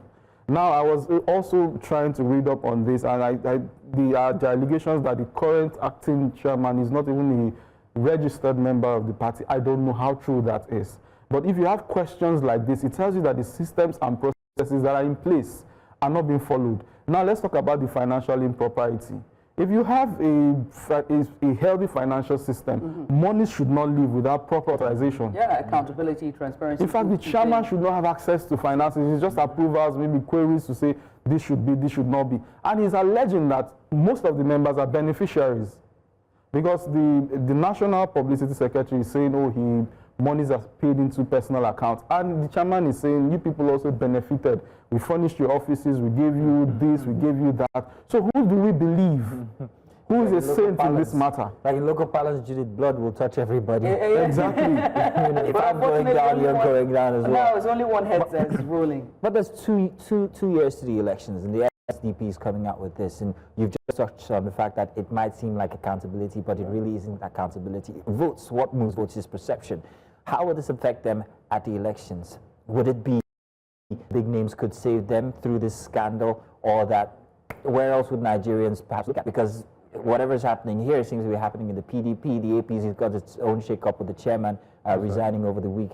So what's their standing come 2027? So at the party level, the politics does not really spill out to the streets yet. So all they are trying to do is to woo people, woo big stakeholders, big names. That's the problem, that at the party level, these things don't spill out, or people aren't totally concerned about these. Because if they note all these little indices that should add up to their perception, they would know how to make the right decisions. But noting that money is being eaten in this party and it doesn't spill out to the streets, and people are like, no, I don't know about that, I'm still going to vote for this party in any case. So you have a problem where a lot of Nigerians are not members of political parties. It's just a few. So if something doesn't directly concern me, I wouldn't even know as much as, if this is not playing out in the news, many people would not know. And they are not one of the very big parties that any little scandal can get amplified. Now the thing is, for them, they are manning this in such a way that they are able, whoever is going to come into SDP would not really care about this scandal. Does it work for me? How do I take advantage of this situation? So he comes in, he cleanses the party with his money, appoints his loyalists, and is like, you know, it's a new day, it's a new dawn. And they move, send their message, their PR, their comms, and go to the polls and we vote. So Nigerians do not necessarily care about the health of the party. It's how you come out on the other side. And I'm not saying that is a good thing. It is a source for concern. But how many political parties do you actually want to keep track of? INEC is trying to register 110. I can't even say this is the number of political parties we currently have, let alone who is active, who is not active. Currently, we just know the three big players right now, PDP, PDP, LP, and APC. So those are the people who necessarily concern. Until you have fringe parties winning local government elections, winning council elections. So that's where we start connecting with you on a party level. We want to know your party, what you believe in. But since most of our concentration is on the national and maybe state level, a lot of people will wait for those parties with the resources that can appeal to them, that can speak the language that they speak. So we need to, for political parties to become relevant, we need to go to the grassroots again, start getting followers from the grassroots. You start educating people on your ideologies, on your philosophies, but we don't have that. A party can't just have a coalition at the national level, build from the top, and come to the bottom, and nobody, exactly, so it is not bottom, exactly. I have to ask you, right, and there are two bodies that we need to put this into as well, and I haven't seen it happen yet, which is very shocking to me, and that is the party not alerting the anti-graft agency, the EFCC, regarding this financial misappropriations that we've seen whether it's the Labour Party, whether it's the PDP and now Social Democratic Party itself. We've not seen that. What does this signal about the due diligence that you talked about? That's first. And then second, INEC is the second agency here. How is this going to translate to INEC? How are they going to relate this suspension to INEC? And hopefully there won't be any documentation brouhaha that's going to lead into... not just documentation, but also Labour Party had that issue as well, where there's now another convention going on and exactly that. happening. What's this going to... How can they avoid that happening at the national level with INEC? So at the end of the day, the anti-graft agencies have a responsibility to monitor these parties. I believe they have a political desk. So for whatever it is, monthly audits, half-yearly audits, yearly audits, you should have a desk, in fact, in every political party. But we know that he who pays the piper will dictate the tune. The president came out to say he's happy about the crisis happening in all the parties and the coalitions and their IDPs. So I don't know how interested an anti-graft agency would be in vetting what happens in the party and making sure and they won't do it to the big parties. They've not paid their rent in Abuja. Nobody knew until the minister decided that, I'm shutting the office. What minister? The minister from the very same party. But that is the thing. If we had audited this party for years, we probably have known that these people are owing ground rent or whatever it is they said they were owing. So this is part of this. Yes, the anti-graft agencies have to take their job seriously. They have to be interested in politically exposed persons and the parties and the vehicles that they run in, because monies can move from one person to the party and we can't track who has moved this money. It could be somebody who's sponsoring terrorism. It could be somebody who's engaged in illegal activities. We don't know. Now, to INEC, does INEC have the technical capacity to vet, audit, and really supervise these parties? If you go to INEC state offices, how equipped, how manned are they? At the headquarters, do they have the financial team, experts, to be able to audit these parties as they should? Or would they require third-party access? So at all levels, I think there's a dereliction of duty. And it works in favor of the politicians, it works for the political parties, because the less they are supervised, the more they can put up impunity and get away with it. All they care about is winning the elections. I mean told that Mr. Rufus Ainigba is back with us. Mr. Rufus, are you there with us now? Is Mr. Rufus Ainigba with us? National Publicity Secretary for the SDP. I do not think he is with us currently, so we'll continue with you, Moses. Moses, so a lot of political parties going through the same thing as allegations of mismanagement, fund mismanagement, or maybe even corruption outright. The SDP, like you said, have their own fair share right now, but what can the SDP do to show a reformist attitude, Judith laughs, to show a reformist attitude that's separate from what the other parties are doing? I'll be very honest with you, Ariel. This will play out and become dirty at the end of the day. If they wanted to do the right thing, you would have sent a petition. They would have sent a petition to the EFCC or ICPC and said, this is what we think this guy is. ICPC will step in or EFCC will step in for an investigation. At the end of a certain period, they will release a report. You can use that report to hold your sitting and get this man out. If none of these things have been done, because the man is alleging that nobody has invited him for any question, an investigation. Now they on their part are saying we've petitioned. So clearly there has to be internal checks and a willingness to obey and uphold internal systems and processes. If that is not done, if that is not paramount, if we all want to just politic, at the end of the day, we will still end up in a situation where we come with reconciliation committees. Somebody who can beg aggrieved members after they've decamped, and which is what we see in the PDP, we've seen in the APC, we've seen in all these other parties. Because I think we always put the cart before the horse. Would rather mess the whole thing up and then go back and beg that we didn't know, it was politics, and so please come back to the party and help us. Every party in Nigeria is rebuilding. They are all rebuilding. So you can't say this is the structure of this party. This is how succession happens. This is how financial transactions are done. You have philanthropists, other individuals who come in, gracious hosts who give things, gifts. Even supporters now expect these things. You can't go and campaign anywhere and you don't drop anything and people take you seriously. It's the nature of politics in Nigeria. We are used to handouts. So processes are not things, they are mere suggestions. Constitutions of parties are mere wishful thinking. Oh, is there? Is it there? Okay, check it. It works for us. So like I said, it's going to play out. It's going to get dirty. And it's very likely that the current faction will have their way and get their own persons. And let's see how the coalition also unfolds. As more big wigs come into the party, we are going to see interest that might even supersede this current one until it gets to a point where it ends up in court, and they'll figure it out. And so we're rounding this up. I just wanted to ask Moses here, which iconic politician might likely see the SDP as enticing and join? We already have. No, which other ones? Which other ones might? We already have somebody there.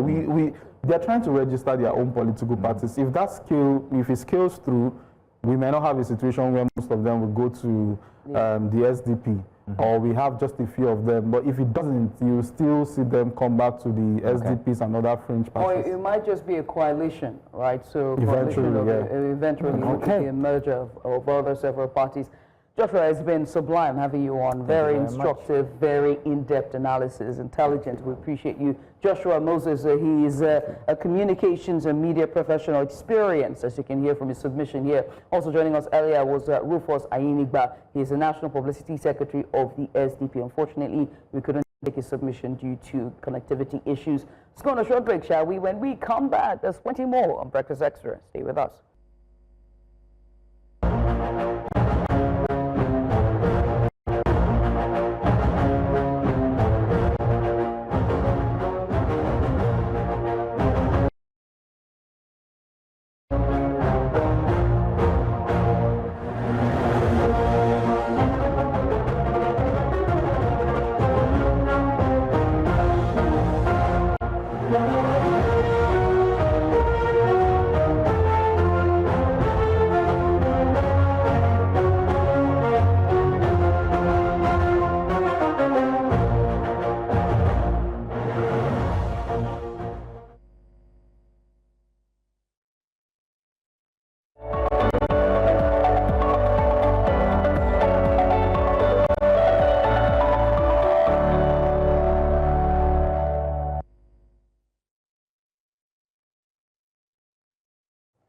And you're welcome back to our second big story for this hour. This time it's sports. Nigeria's track and field scene is hemorrhaging talent, or rather is losing talent or bleeding talent from systemic underfunding and administrative disarray to frequent athlete defections. The nation's sports infrastructure is struggling to retain its stars. A case in point is world-class sprinter Favour Ofili, whose switch of allegiance to the Turkiye, at least temporarily, highlights the frustrations of athletes seeking better support and exposure. Now, despite assurances she remains Nigerian, many see her move as a sign of deeper cracks in the system. Support structures are woefully inadequate.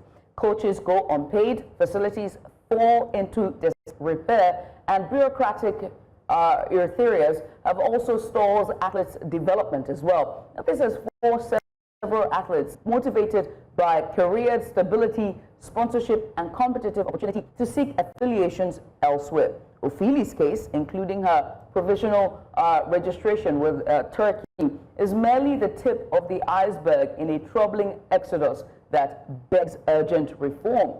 Begs urgent reform, indeed it does. So Nigeria is losing top-tier talent due to chronic neglect, poor funding, and administrative failure. Favour Ofili's temporary allegiance shift shines a spotlight on the desperation of athletes facing limited pathways to realize their potential. Now, these are national embarrassments we can no longer ignore. Here with us to explore the deeper meaning is Mr. China Acheru, seasoned sports broadcast journalist here with us. Welcome, China. Thank you very much for joining us this morning. And also with us is Deji Ogeyingbo, country manager, Making of Champions. Gentlemen, thank you very much. Welcome. Let's talk Favour. Not that kind, Favour Ofili this time. It's a very interesting case because even from before now, months from before, she had been saying how this what's the word, discouraged she was at the Nigerian system, her missing out of opportunities that could have propelled her in the rankings. But now she has totally switched sides to Kiev, not even an African country, not one where she can even say her skin color is actually quite the same. But how do you contextualize the impact of her allegiance move within the broader decline of Nigeria's athletics? Let's start with you, China. Hey, listen, Favour has decided to leave and compete for another country, pledge allegiance to another country. She was our best, or one of our best, and we'll surely miss her.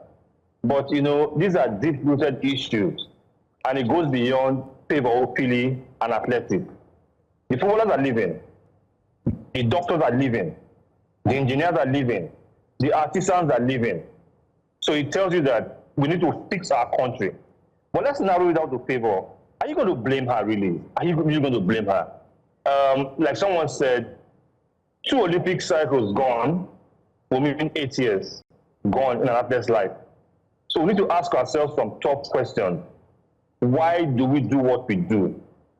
Why do we choose to run sport? Who have we picked to run our sports for us?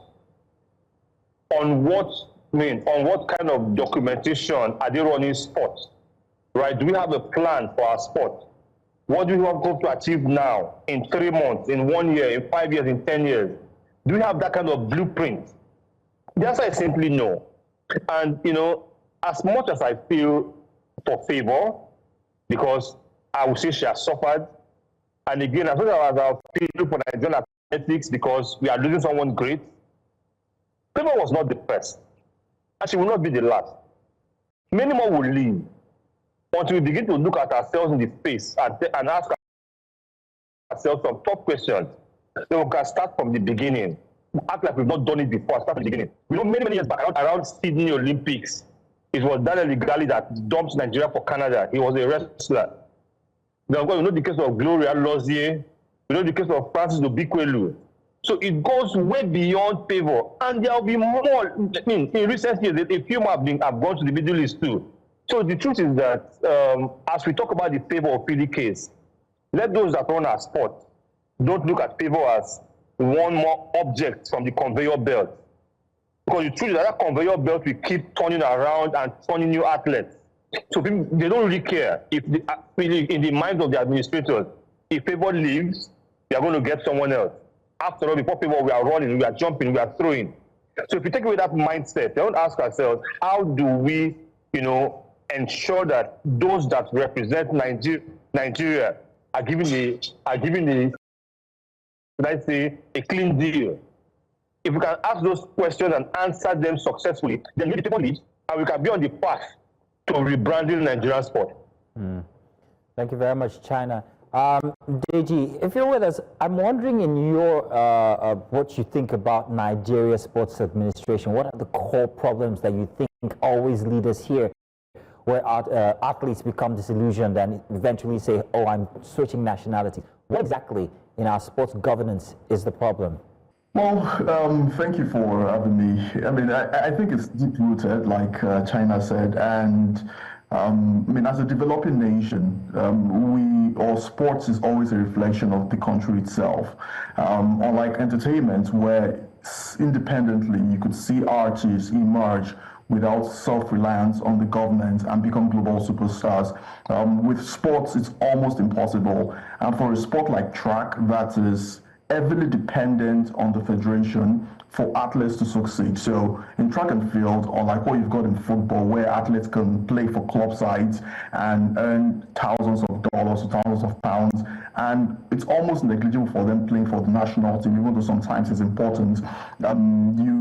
It's completely different from track, where the World Championships and the Olympics are the biggest for any track and field athletes. So very few of them sign shoe contracts. Favour Ofili in recent time is one of the few athletes who have signed a shoe contract with Adidas. Favour Ofili, Udodi Omuzurike, Toby Amuso. That's some of the few in the last 2 to 3 years. And those contracts are heavily dependent on competing at the World Championships and at the Olympics, right? So Ofili first her debut for Nigeria at the age of 16 at the World Championship in Doha before she moved to college in Louisiana State University, and been dominating the college space there. And you could know then that she was already going to be a superstar. But I mean, her contract with Adidas was obviously heavily dependent on going to the World Championships, winning medals there, competing at the Olympics. And I mean, after what happened in 2021, where she didn't have the required out of competition test and she couldn't compete. I mean, she hadn't turned pro then, but I reckon from Paris last year, it was the straw that broke the final, that broke the camel's back, right? I mean, I've been heavily involved in track and field, also involved in the federation, and you see some of the lacklusterness. I work with some of these athletes, and you also see the frustration in their eyes. I'm tempted not to go into details, but it's just lack of proper organization that stems from inadequacy and the fact that we don't we reward or we don't put our foot down when someone has some serious issues. So I mean, at the World Championships, World Indoor Championship last year in Glasgow, for example, I was there, and there were issues of not even having the kits ready yet, and athletes were there. Right now, I'm even surprised there were no more athletes that, top athletes that have not even switched allegiance. So, I mean, with Ofili on her part, after missing the Paris Olympics, they set up a committee, missing the 100 meters at the Paris Olympics, they set up a committee to look into it.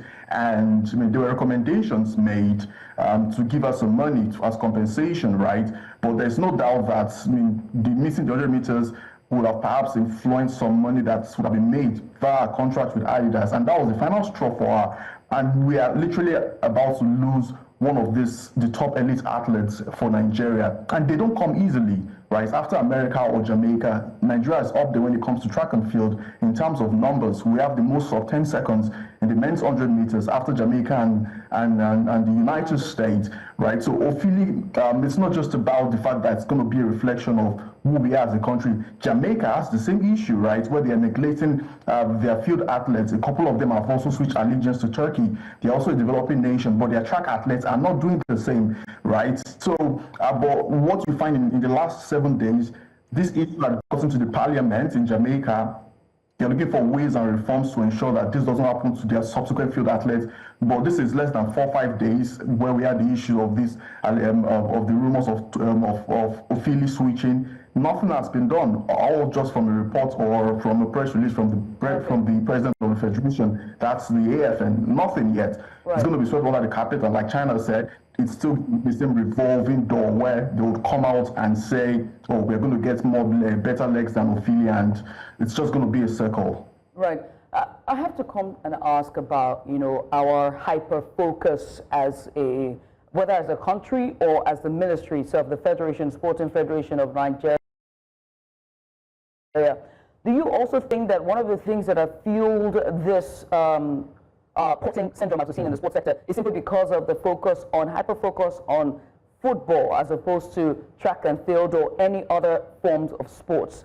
Because in the Paris Olympics, what we saw was other Nigerians not only participating in track and field, but also mostly on the field. So we had the shot put, both female and male, and I've forgotten their names now. We're going to reel those names shortly.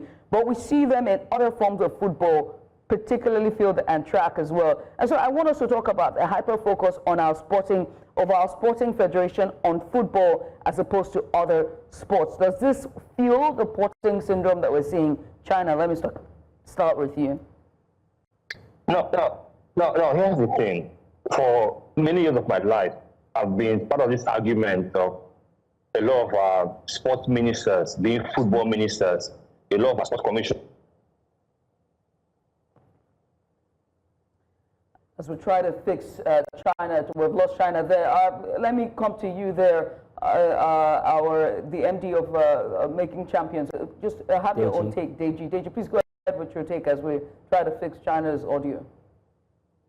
Oh, China, I understand you're back now. Okay. Yes, I am. Hang on a second, Deji. China is back. China, please go ahead. Okay, yeah, so, but, this issue that happens in athletics also happens in football. Yes, there's more focus on football by the sports officials, but it happens. Nigeria is a nation that dwells in winning and not preparation. You see a football team qualifies for the AFCON or the World Cup, and the next thing the NFF president is saying is, we are there to win it. But he had no idea how they qualified. You see a Nigerian club win the Nigerian league, and the next thing the state governor says that we're going to win the CAF Champions League. You have no idea how the players are training. So it's the same thing. We are focused on the win at the end of the day and not the preparation. So, yes, we focus on football, but it's the same scenario. It's the same people. So what I think that we should be doing at the top is, as much as you want to focus on winning, which is good, I mean, that's like the icing on the cake that you win, but it's a process from discovering an athlete to preparing that athlete. You know, for the athletes, the track and field people, they talk about training grants. Training grants are not to be given a week to the Olympic Games or a week to the All Africa Games. Then it's not training grants. Training grants should come in good time. 3 years, 4 years before the Olympic Games. So these are things, I mean, I'm sure you can speak more on that, but it's about us having the wrong focus. Our focus is on the prize, not on the pathway to the prize. Right. So we should be more focused on the pathway to the prize, which is discovering the athletes, training them, preparing them for competition, and then winning the competition. Right. Deji, let me come to you and just add another layer as you comment on my last question. And as we're focusing on the prize, let's also talk about the continual rot of our sporting federation in its entirety, whether it's the stadiums, whether it's the athletes' villages, whether it's preparation itself or coaching. We have seen it continue to decline and deteriorate. Do you also think that that mentality of winning as opposed to preparation is what's also fueling the continual rot of our sporting sector? Yeah, absolutely. I do agree.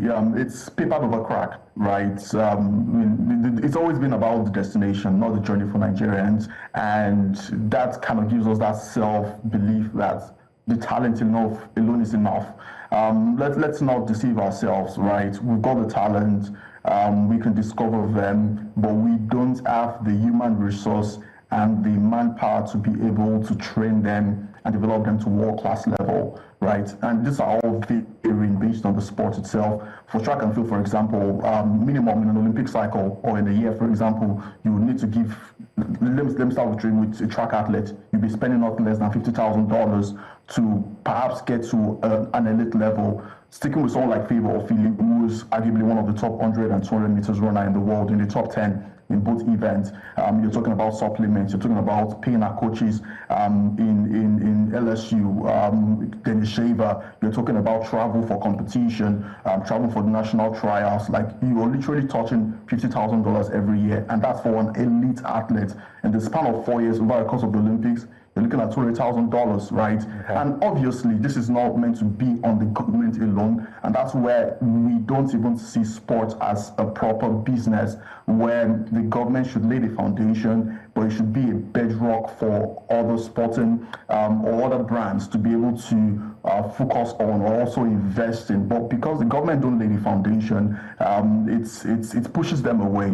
So you see a lot of them perhaps go or tilt towards the entertainment sector, where they can still get value for money, but not necessarily in sports. So we just go around in circle. I mean, I could give you a summary of the Nigerian sports space, where in football, for example, it's tilting towards players from club sides. In track and field, they just are okay with most international trials and hoping that the American system train the athletes for them and train it out for Nigeria to make money, perhaps compete at the Olympic Games or the World Championships. Now, we saw it with Toby too. All right, Deji, I would let you finish, but we are almost out of time, and I really want to get this question in.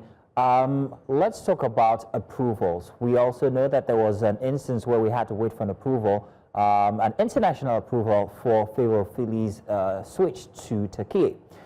How does it work exactly if an athlete says they're switching allegiance when it comes to nationality?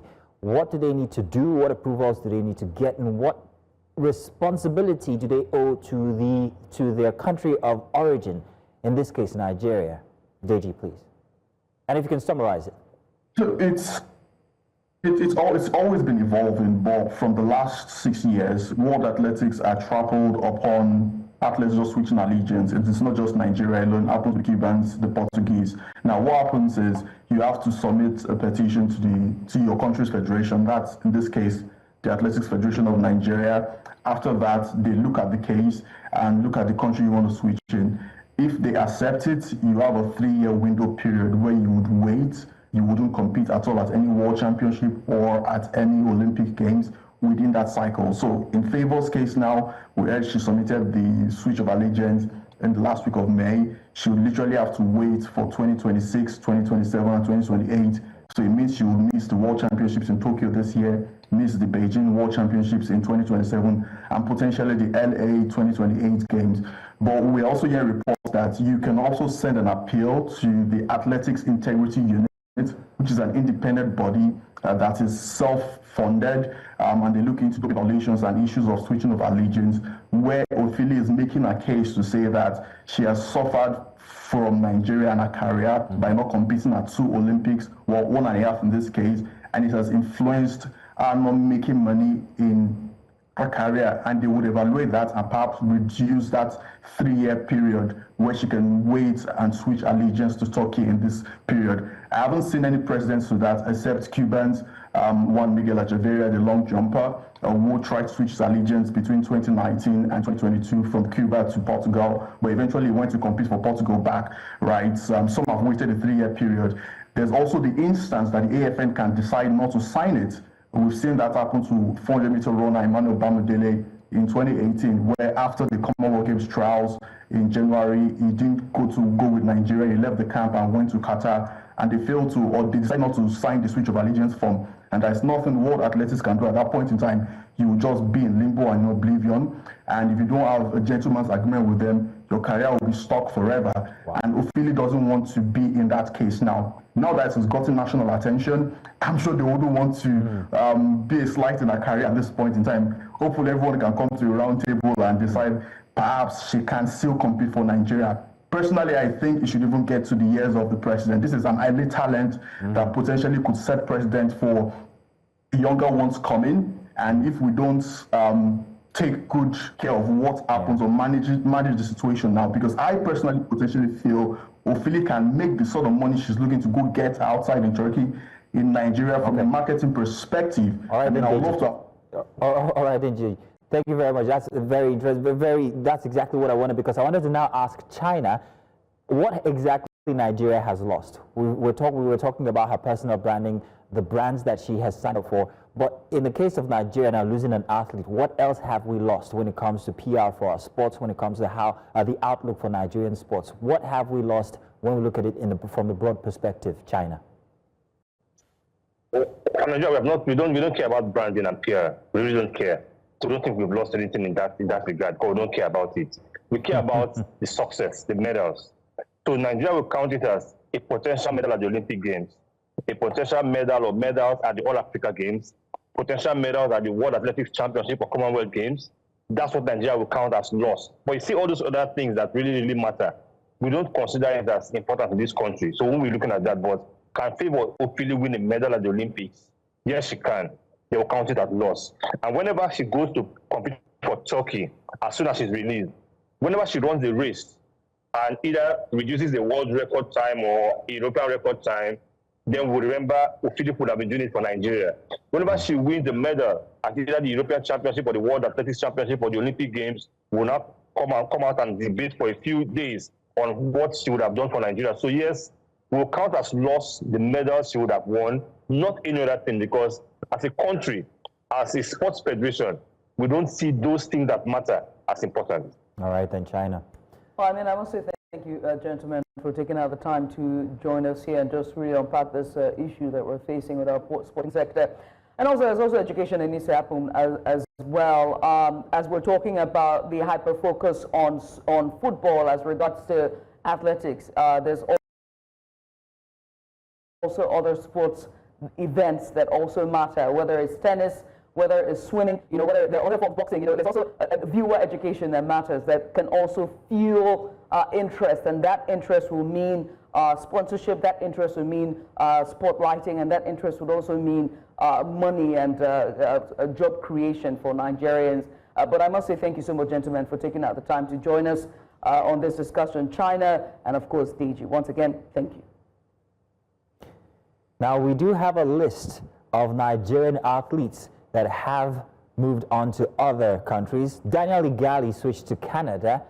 These are track and field athletes who switch nationalities. We also have Femi Ogunode. He switched to Qatar.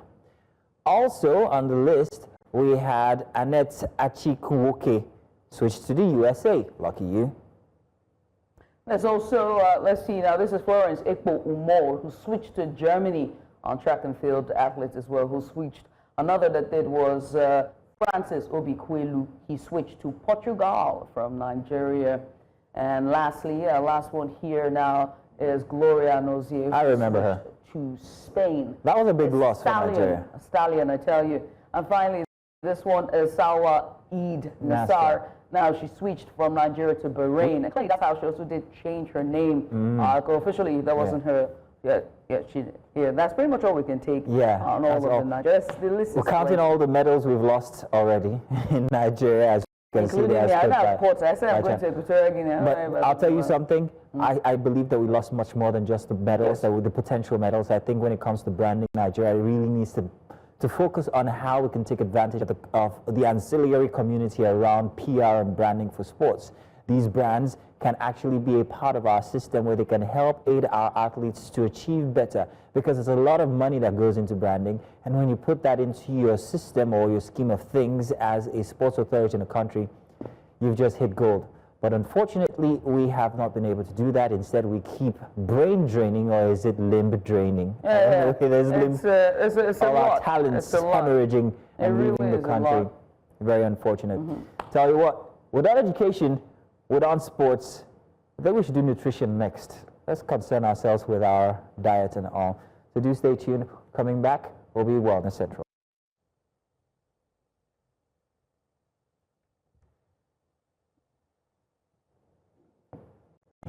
Hey, welcome back. It's time for Wellness Central. Eating healthy in Nigeria is becoming increasingly difficult as soaring food prices push balanced diet out of reach of many. According to the National Bureau of Statistics, the average cost of a healthy meal has hit 1,035 naira. That's in April 2024, up to 982 naira the previous month from that, with the Southwest region averaging 1,400 naira per day, all beyond the reach of most households. Meanwhile, staples like rice, once considered affordable, have seen steady inflation, reducing the capacity of families to maintain dietary variety and essential, intake. Now, as costs spiral, Nigerians are gravitating toward cheaper, calorie-dense, but nutrient-poor alternatives, fried snacks, instant noodles, and refined staples, raising risk of malnutrition, obesity, and related health issues. With limited incomes and insufficient nutrition education, many are eating just to fill their stomachs, leaving critical food groups like vegetables, for instance, and also lean proteins out, and wholesome grains as well, underrepresented in their daily meals. So, rising food costs are forcing Nigerians to choose between affordability and nutrition, sacrificing health for satiety. I'd rather be satisfied than, live healthy. With staple foods like rice filling plates but not nourishing bodies, we're facing a very public health crossroad here, requiring smarter shopping, better nutrition awareness, and also policy action to restore dietary balance. And so joining us to discuss this is discuss practical solutions is Ifedayo Osuntiyi, hopefully I got that correctly. He's a seasoned pharmacist and he has a deep insight into nutrition and public health. Ifedayo, thank you so much for joining us. Welcome, Ifedayo. Judith. Is that it? Ifedayo Osuntiyi. There we go. Yeah. You also forgot to mention that he's a baker as well. Oh yeah, there we go. Confectionery. Love that. We love a man who knows the way around his kitchen, especially when he's baking. We love that. Thank you.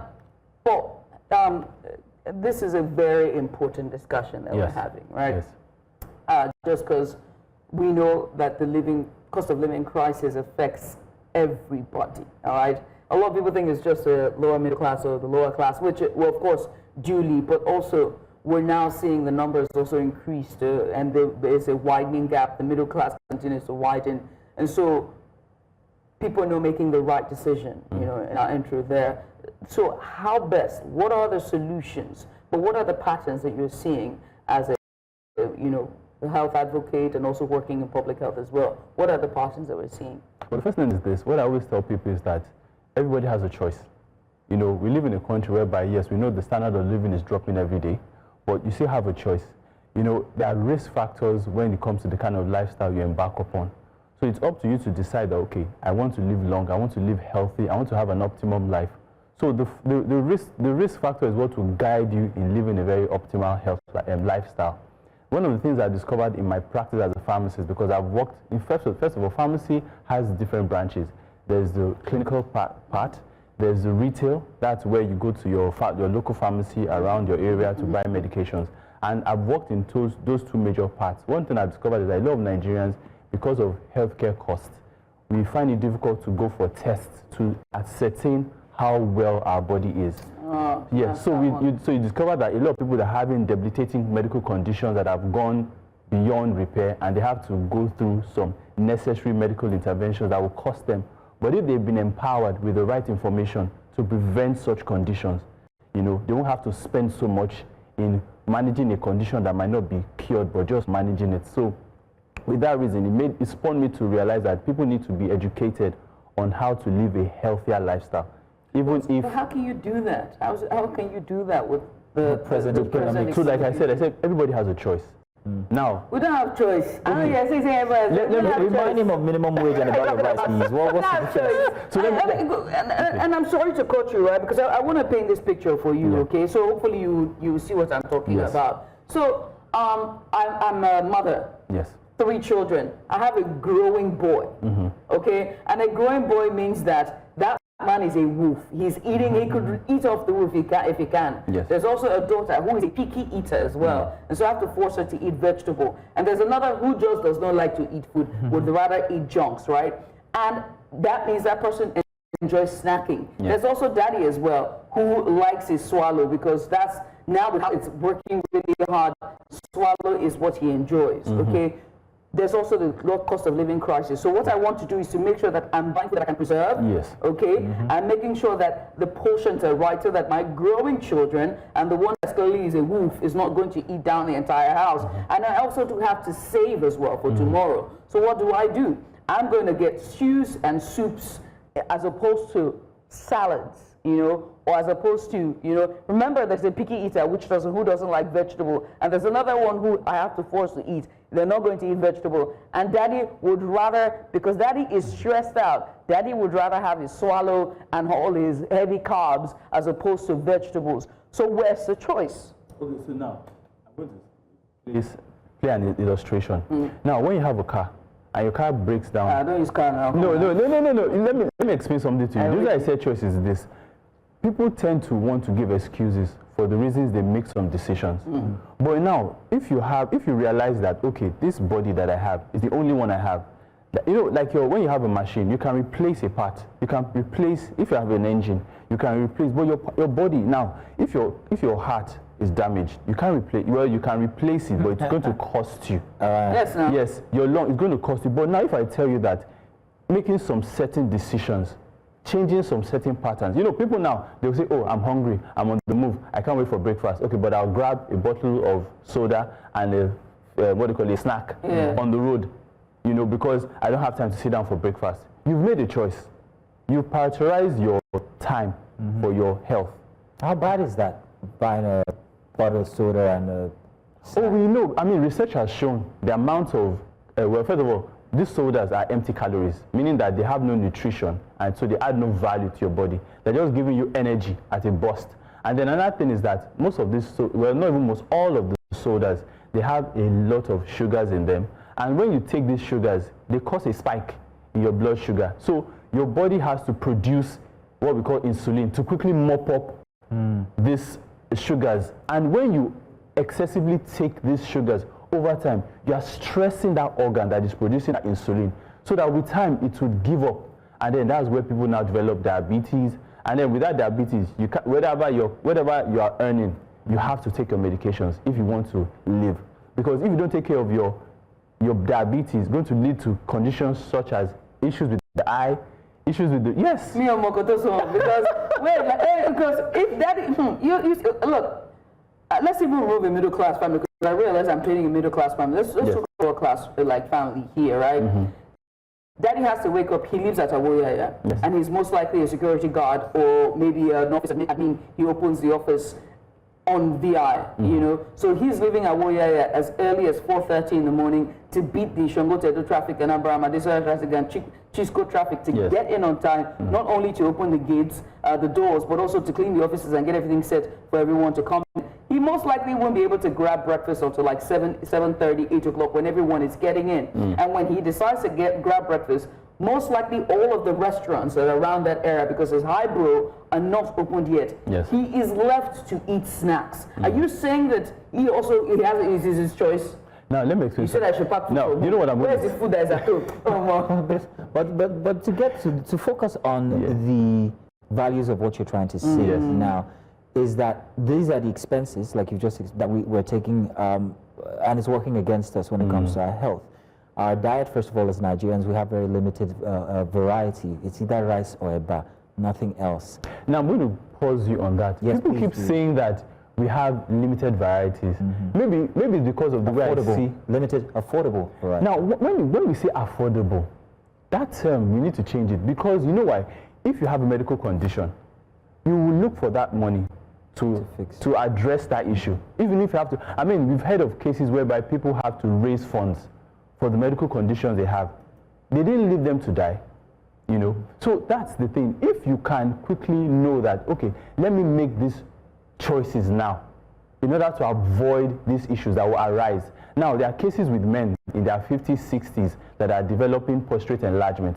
If they had known that in their 30s, 40s, there are some medications, or sorry, not medications, there are some supplements, or there are some dietary lifestyles they would have implemented, it would have prevented, because cases of prostate enlargement is becoming high. Let's focus on that now. So what choices did I make earlier that could cause me to have that kind of case of prostate enlargement? If you can give us some parallels between disease and how we might have inadvertently led ourselves to them. Okay, so now I won't talk about prostate because it's very, very wide. Yeah, it's wide. Yeah, it's wide, and of course we still don't know the cause. And then it's really, it occurs mostly in the black men. Okay. Yes. So, but we've discovered that there are some dietary lifestyles that if you imbibe by in your 30s, 40s, first of all, taking some supplements like zinc, discovered that the highest concentration of zinc is in the prostate gland. Okay. So that has been shown that, okay, if you can increase your intake of zinc, because when anything that enlarges in the body is that it's trying to compensate for a deficiency. So now let's relate that to the foods that we can eat to give us zinc. What would it be? Tomatoes. Tomatoes? Yes. Yeah. So, but that's the thing. You know, tomato is a fruit. Yes. So you can eat it like a fruit, like the way you eat pineapple. And if you find that a bit overwhelming for you, you can make it into a salad. That's it. You see, you don't take things because you like it. You take it because you need it. But if the reason why I'm painting this picture, right? Because a mother is watching. This is a breakfast show. Right? So a mother is watching. A picky eater. There are adults who are picky eaters as well, right? And there's also the part of storage that is very important. All this that you're calling, they go bad very quickly. Now, do you know that there's something I discovered because of, by virtue of my training, we discovered that a lot of things were what we call adaptive habits. A child didn't grow up liking sweets. Now, I understand from the angle of the picky eater, but there are some dietary lifestyle that we developed it over time. When our now, I know that back in the day, in the 50s, 40s, we don't have the lifestyle that we have now then. But back in the day, they were very big on taking things natural from the source. But because of the kind of lifestyle we live now, yes, we are on the go, we need things to be done fast. But if we can just pick a time of the week to say, okay, everybody knows that there's somebody at the junction of the road that has slices of fruit. There's always somebody in the area. A lifestyle choice. So you have to decide. You know, it's difficult, as I might say, because it's a habit that you've inculcated over time. But you can always change it. If now, yes, you say your husband this, your children that, but now you hear that, okay, madam, you maybe go to the pediatrician and then your child has a cough and the doctor now says, oh, it's because you'll be giving your child that particular meal he likes. Won't you change? Let's go there now. Thank you. This is where I was leading to. If for us it's a bit late, yes, but we can still actually adopt new habits in terms of our diet. What about the kids? Parents these days grow up giving their children so much fast food and preservatives. What could that cause? And what adjustments should we make as parents so that our kids don't get to live these lives that we've led, where we have put into our bodies all these chemicals, preservatives that could cause us harm? What changes do we make now when it comes to diet for children? Yeah. So first of all, as a parent, I know the risk that it involves when children are taking overly processed meals. It gives them high bursts of energy, and it can lead to implications in their health. We have a lot of high tendency of children developing obesity, even in Nigeria now. These are things that were seen in first world developed countries, but we are now seeing them in children. So what I tell parents is, first of all, there shouldn't be a vacuum. So you can't say, if you're giving your child a certain kind of drink, processed drink, you can't just stop the drink. You have to bring in something new. And as you can see, you've seen the advent of smoothies, juicing, and you see them online. You've seen, you have to find ways to be very experimental. Look at the child. Okay, does my child like pineapples? Okay, he likes pineapples. Okay, what can I add to pineapples that would make the child love the look? So maybe the child likes Ribena. Okay, sorry about that. Let's say the child likes a colored drink. Very too late. Your invoice is waiting for you. So let's say the child likes a particular drink. You can become innovative. Get beetroot with pineapple, cucumber. Beetroot? Ah, this guy. No. You know what? The thing is, now look at it this way. I'm joking. So that will change the color of the certain kind of drink the child will like. Or let's say you have your mangoes, you have your grapes. Just combine them and then juice them. Put them in the fridge. Yeah, now you go to, is there any electricity to store these things? I've stopped. Because I've stopped. I've not said anything. But still, the funniest thing is that we still have electricity. So mothers are very, very innovative. They find ways. That's how, when I was growing up, my mom, I loved white egg. My brother liked brown egg. The other one, but my mother was able to make. So mothers are very innovative. So if we can think and say, okay, this child, he doesn't like tomatoes, but this child likes carrots. Okay, how can I make this rice with cabbages, carrots, dice them? It seems difficult. My wife was somebody that loved giving, even though she's watching now, she used to love noodles, but I never liked noodles because I know that they're full of refined flour. So I said, okay, if I'm going to make noodles, let there always be cabbages, let there be green peppers, let there be spring onions in it, and she has adapted to it. I have a cousin who's on the spectrum. If you serve them salad, they will they'll ask you for an extra plate, and they'll pick out all the veggies. Now, I'm going to say something. Can I say something? Because of the nature of work I do, I've actually had, because my son had some allergies when he was growing up, so we had to experiment. He couldn't take gluten. And because he couldn't take gluten, he developed some deficiencies later in life. So that's one of the things that spawned me that, okay, if we had, thank God I knew as a pharmacist, because it was when we went for the test, when he was 2, we discovered that he was low in vitamin D due to his selective diet. So if parents can know that too, that selective diet can lead to deficiencies, they'll start to make those changes. And that's what you've been doing with your endeavors. Thank you very much for the suggestions, the, very, very educated, because you are a pharmacist and you are into the food business, submissions that you've given on Wellness Central today. And I'm hoping that parents out there are going to take sample, and also for yourselves as well. It's not too late. It's not too late. So maybe you should change those habits and start eating healthy, even on a budget, because it will be much more expensive if it was a disease. And also be innovative as well. It's very important that you stay innovative, just so, because eating healthy in this climate means innovation. So be innovative. Pretty much all we can take. Ifedayo, thank you very much. Appreciate you. We're going to a short break. When we come back, there's plenty more. Stay with us.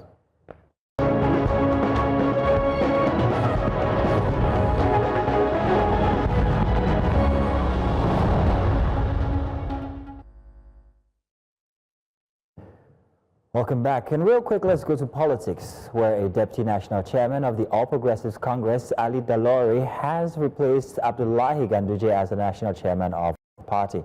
This follows the resignation of former Kano Governor Ganduje as the party chairman on Friday. Now, it was reported that his resignation was offered to enable him attend to urgent and important personal matters.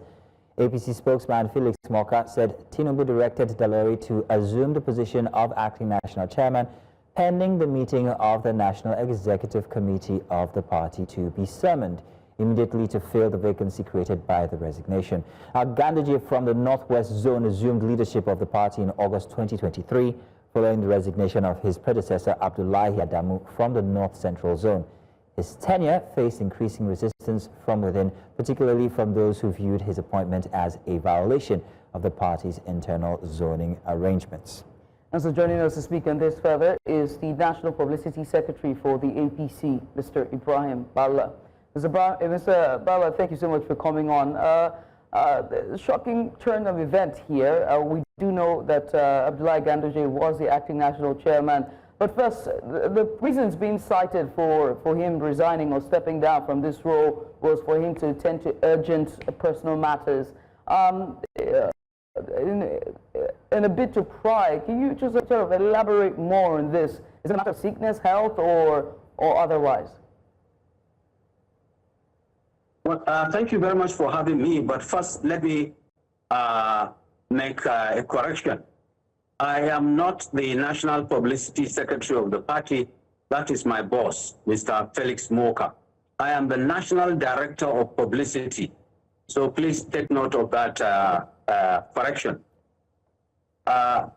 With regards the resignation of Dr. Abdullahi Umar Ganduje as the national chairman of the APC, he voluntarily resigned, and the reason he gave is that of health. The president and the party have accepted these reasons. They thank him and wish him the best in his future endeavor. Apart from that, no reason has been given, and health matters are germane enough to warrant serious attention and resignation from any responsibility that is particularly challenging.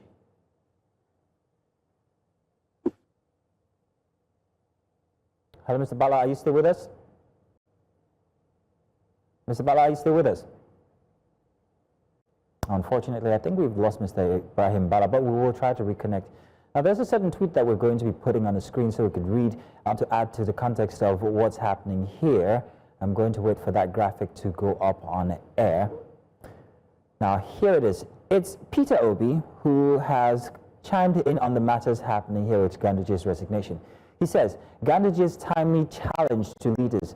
I have just read a news report that the national chairman of the ruling party, Dr. Abdullahi Umar Ganduje, has resigned from his position with immediate effect, citing health challenges. That's the reason. I must commend Dr. Ganduje for prioritizing his health above all else. With his health properly, or rather reportedly in decline, it is both wise and honorable to step aside, knowing that he may no longer be able to render the level of service required by the party, the people, and the nation. By this exemplary action, Dr. Ganduje has thrown a challenge to other leaders who, due to health-related issues, are no longer able to deliver optimally. I sincerely hope they take a cue from him. The challenges of confronting our nation today requires leaders who are not only competent but also physically and mentally fit, leaders with the capacity and agility to respond decisively and promptly to pressing issues. At this critical point and difficult time, we can no longer afford leadership defined by medical tourism, long holidays, or absenteeism caused by age-related ailments. These things are taking a serious toll on our development. May God Almighty grant Dr. Ganduje a peaceful and fulfilling retirement. I like Peter Obi mostly always for his very well thought out responses to issues as they happen. We have Mr. Bala Ibrahim back with us now. Mr. Bala Ibrahim, are you there with us? Mr. Bala Ibrahim, are you here with us, please? Oh, we really have bad connection, unfortunately. I'm really hoping that we can get him through so we can ask him what his thoughts are regarding Peter Obi's submission here and the general outlook of when it comes to age and people in political offices and how it affects their duties to nation and also to their party as well. But a very interesting note that he told there regarding Ganduje's decision to step aside, noting health reasons as a ground and also noting that the part where he said medical tourism has now become a big part of people's time in office, which is something well noted there. Peter Obi, well noted there, absolutely. I don't know, do we continue with this? Because we seem not to be able to have connection back with Bala Ibrahim. So unfortunately, we will have to shift that conversation to tomorrow. We're saying that we're going to get him, hopefully ask that he joins us tomorrow, so we're going to have a better and more robust conversation on the matter. All right. In the meantime, we switch gears away from party politics and this time to Focus Africa, and we're heading straight to Ghana. Nigeria is a sworn enemy at this point. Well, Ghana's parliament has approved a significant $2.8 billion debt relief package with 25 major creditor countries, including China, France, the US, Germany, and the UK, as part of its ongoing efforts to manage an unprecedented economic crisis. This restructuring, formalized via the G20 Common Framework, reschedules debt service payments due between December 2022 and, of course, December 2026, pushing payments to 2039 to 2043, with favorable interest rates of just 1 to 3%, offering immediate fiscal relief under its 3-year IMF-backed bailout program. Over 90% of Ghana's official external debt has been rescheduled or restructured through bilateral agreements, and the government is actively negotiating with commercial creditors covering around $2.7 billion to complete the process. The relief is designed to bolster macroeconomic stability, free up resources for domestic growth initiatives, and reassure wary investors. Now, in short, Ghana has secured sweeping debt relief from its official creditors, joining, or rather buying crucial time to stabilize its economy and redirect funding toward development. Now the focus shifts to wrapping up negotiations with commercial lenders. So joining us to unpack this is Patrick Abankwa, international financial analyst and also investment consultants, to unpack what the deals mean for Ghana's future. Welcome, Patrick. Thank you very much for joining us. Thank you very much, and good morning from Ghana. Yes, thank you. Now, so what are the primary short-term fiscal benefits Ghana gains from delaying payments until 2043, like we've just read? If you can give us a detailed approach to this. Thank you very much. I think that in 2022, when Ghana's debt clearly became unsustainable, the government of the day decided to go back to IMF for a bailout program. And as you rightly said, this has gone on, and now we have Parliament approving a particular tranche of how much we need to restructure. In terms of the benefit that you rightly said, first of all is that it's going to give us a significant debt service relief. What it means is that Ghana will be able to free up some crucial fiscal space in the immediate to medium term, and this means that government will be able to have more funds available now that would otherwise be allocated to servicing high interest debt. The second thing that we also see is that it's going to help and create opportunity for government to reallocate resources towards some essential services and productive investments.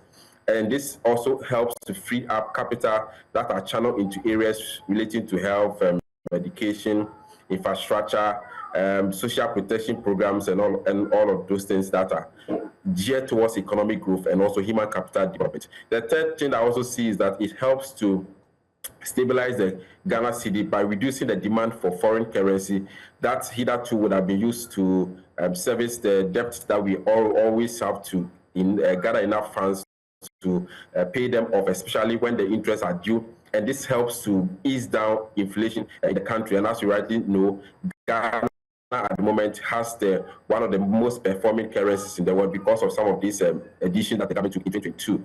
And I think this helps to enhance macroeconomic stability in the country and provides a more, I think, predictable environment for businesses and also investors. And I think that the delay can also improve government's cash flow positions because it helps to reduce the pressure that we need to borrow further to meet obligations. And this temporary reprieve for me is essential because Ghana will be able to implement some of its fiscal consolidation and structural reform agenda without having to burden its citizens with, repayment demands and also going into the local market to be able to raise some treasury bills, which at the end of the day builds up to the domestic debt program of the government. Right. I have to ask, just for the sake of, for posterity's sake, is this not pushing or kicking the can down the road? We're talking 2039 to 2043, right? This presidency will definitely end, another will come until 2039. And the saddle, the responsibility is now saddled on the administration to repay this debt. If all the fiscal outlook and benefits that Ghana is hoping to accrue at that time doesn't happen, what then happens to that administration in paying back these loans? So I think what the previous government did and the current government is trying to do is that we are trying to spread the repayment over a period of time. So if we had to pay, let's say within 5 years, the restructuring means that we are extending it to about 10, 15 years, which means that year on year, we put together a program to build up funds to service the debt so that we don't have to pay all at a go. That's the first thing. Second thing that government is also doing is trying to be fiscal discipline. And fiscal discipline here means that we don't spend so much money beyond what we can actually do.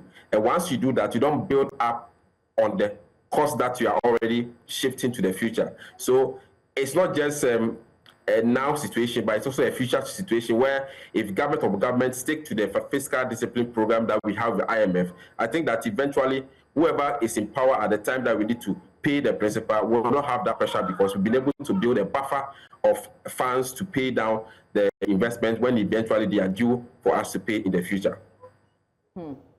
Well, as we're talking, let's also talk about, you know, the risks of this. There must be some sort of risk, right? Because this is heavily reliant on saying that, you know, it's going to give Ghana enough time to recoup. It's going to give them to boost their economy. It's going to give it a lot of time. But what are the risks to it? We must also point out the risks. We're talking about the benefits of this as well. Yeah, the risk is that one, we are going to have a situation where if you don't take care, there will be lack of full comparability of treatment. What it means is that these creditors that have given us the leeway to extend the duration at some time will feel that we are giving some kind of benefit to some other creditors other than them. So let me just break it down. We have two main kinds of creditors that we are dealing with. We are dealing with the commercial creditors who have extended the duration, and we are also dealing with official creditors. Now, when this process drags for a very long time, at some point in time, there will be some overlay of agreements. Some of the creditors will feel like we are giving priority to others when it comes to repayment of their extended credit agreement that we have with them. Two, it also leads to investor fatigue and some prolonged period of market exclusion. What this means is that the longer the commercial restructuring drags on, the longer Ghana remains effectively shut out of the capital market. And once government is shut out of the capital market, means that government will now have to rely on the local market over and over again. And the reliance on the local market leads to government crowding out the private sector, because the private sector will need the funds of depositors to expand by way of loans. But if government is playing within that space because they need money to be able to undertake projects because the capital market is shut down, that will eventually create a big issue for the country in terms of private sector businesses will not be able to expand. They will have availability of funds by way of loans because government is now giving that to the banks. And as you all know, if I want to give my money to a government and a private sector, I'll prefer government because I know government is a continual process and nothing will happen to my investment. So that's also a risk that we need to manage over a period of time. Interesting. Patrick, so we all know that there's no free lunch. You've got to pay for something. And once anybody's aiding you with something, expect that there might be a little kickback or give back eventually. So in terms of IMF, we had our own issue where we're done with repaying our loans, but there are suggestions that there's still other things when it comes to sovereignty that we had to give up. So in the case of Ghana now, what are the IMF conditions that are tied to this debt relief? And what impact will they have on Ghana's economic sovereignty and also its policy flexibility? So I think that, as you rightly said, there's nothing like a free lunch anywhere. When IMF comes into your country and they're able to help you to put together your the economic fortunes, they put some conditions that you need to adhere to immediately in the future. Looking at Ghana's situation, first of all, IMF is very clear in terms of our fiscal consolidation measures. And this means that we have to meet or adhere to strict fiscal targets, including reducing our budget debt deficit through increased mobilization. So if you follow the news in Ghana, there are a lot of taxes that are coming up, increment of utility tariffs. All these things are conditionalities that IMF will put in place for you to be able to mobilize revenue to meet your expenditure. So that's also one of the areas that IMF has brought in. Then also the expenditure itself, how government should rationalize its expenditure, controlling public sector wages, eliminating insufficient subsidies on some social intervention policies. Then again, they are also putting in place monetary policy tightening. And if you follow, again, Ghana's situation, the Bank of Ghana is usually required to maintain a very tight monetary policy stance to bring down inflation. And that often involves higher interest rates and a commitment to seize monetary financing of the budget. Then we also have structural reforms, which is broad and can include measures such as improving governance, enhancing the business environment, strengthening state-owned enterprises, and address weaknesses in key sectors of the country. And in Ghana, the key sectors that the IMF program is focusing on is the energy sector and the cocoa sector. Then again, we're also looking at the broader reducing fiscal autonomy. Here, what we are saying is that government's ability to make independent spending and taxation decisions will be curtailed by the IMF target that they've set for government, and that can limit the scope of counter-cyclical fiscal policies in the future so that we're able to be future ready to address shocks that we are expecting in the future. So these are some of the conditionalities that IMF has already implemented through the IMF policy that they have currently. And as we speak, we are beginning to see the impact of that through taxes, through some subsidies that are removed, through some interventions of fees that hitherto government agencies and some social intervention groups were not paying or enjoying. All right. Patrick, I must say thank you for taking out the time to join us. We wait to see, all eyes are on Ghana at this point, and we wait to see the benefits that they hope this would achieve or this move will achieve for the economy. Patrick Abakwa, he is international financial analyst, and he joined us today as Ghana approves a $2.88 billion deal to support IMF bailout. Once again, thank you so much for coming on. Thank you, Patrick. Thank you, too. Thank you, sir. You're welcome. Now, that's it for us this morning for a Saturday edition of Breakfast Extra. It has been quite an interesting one, if you would agree with me. But do remember now, we're going to have that conversation with Mr. Bala Ibrahim for tomorrow. We're hoping that we can get him to come on the show so we can have a full conversation. Unfortunately, we were unable to do that here today because of the connection issues. But thank you very much to everybody who tuned in early at 8 a.m. to join us for 3 hours. We've got another installment for tomorrow now, don't we, Judith? Absolutely. So make sure to join us live, dry and early is okay. Let's hope it doesn't rain. Live Sunday, bright and early at 8 o'clock in the morning. So join us. We will be there. Until next time, until coming away tomorrow, do have a lovely day. Bye-bye.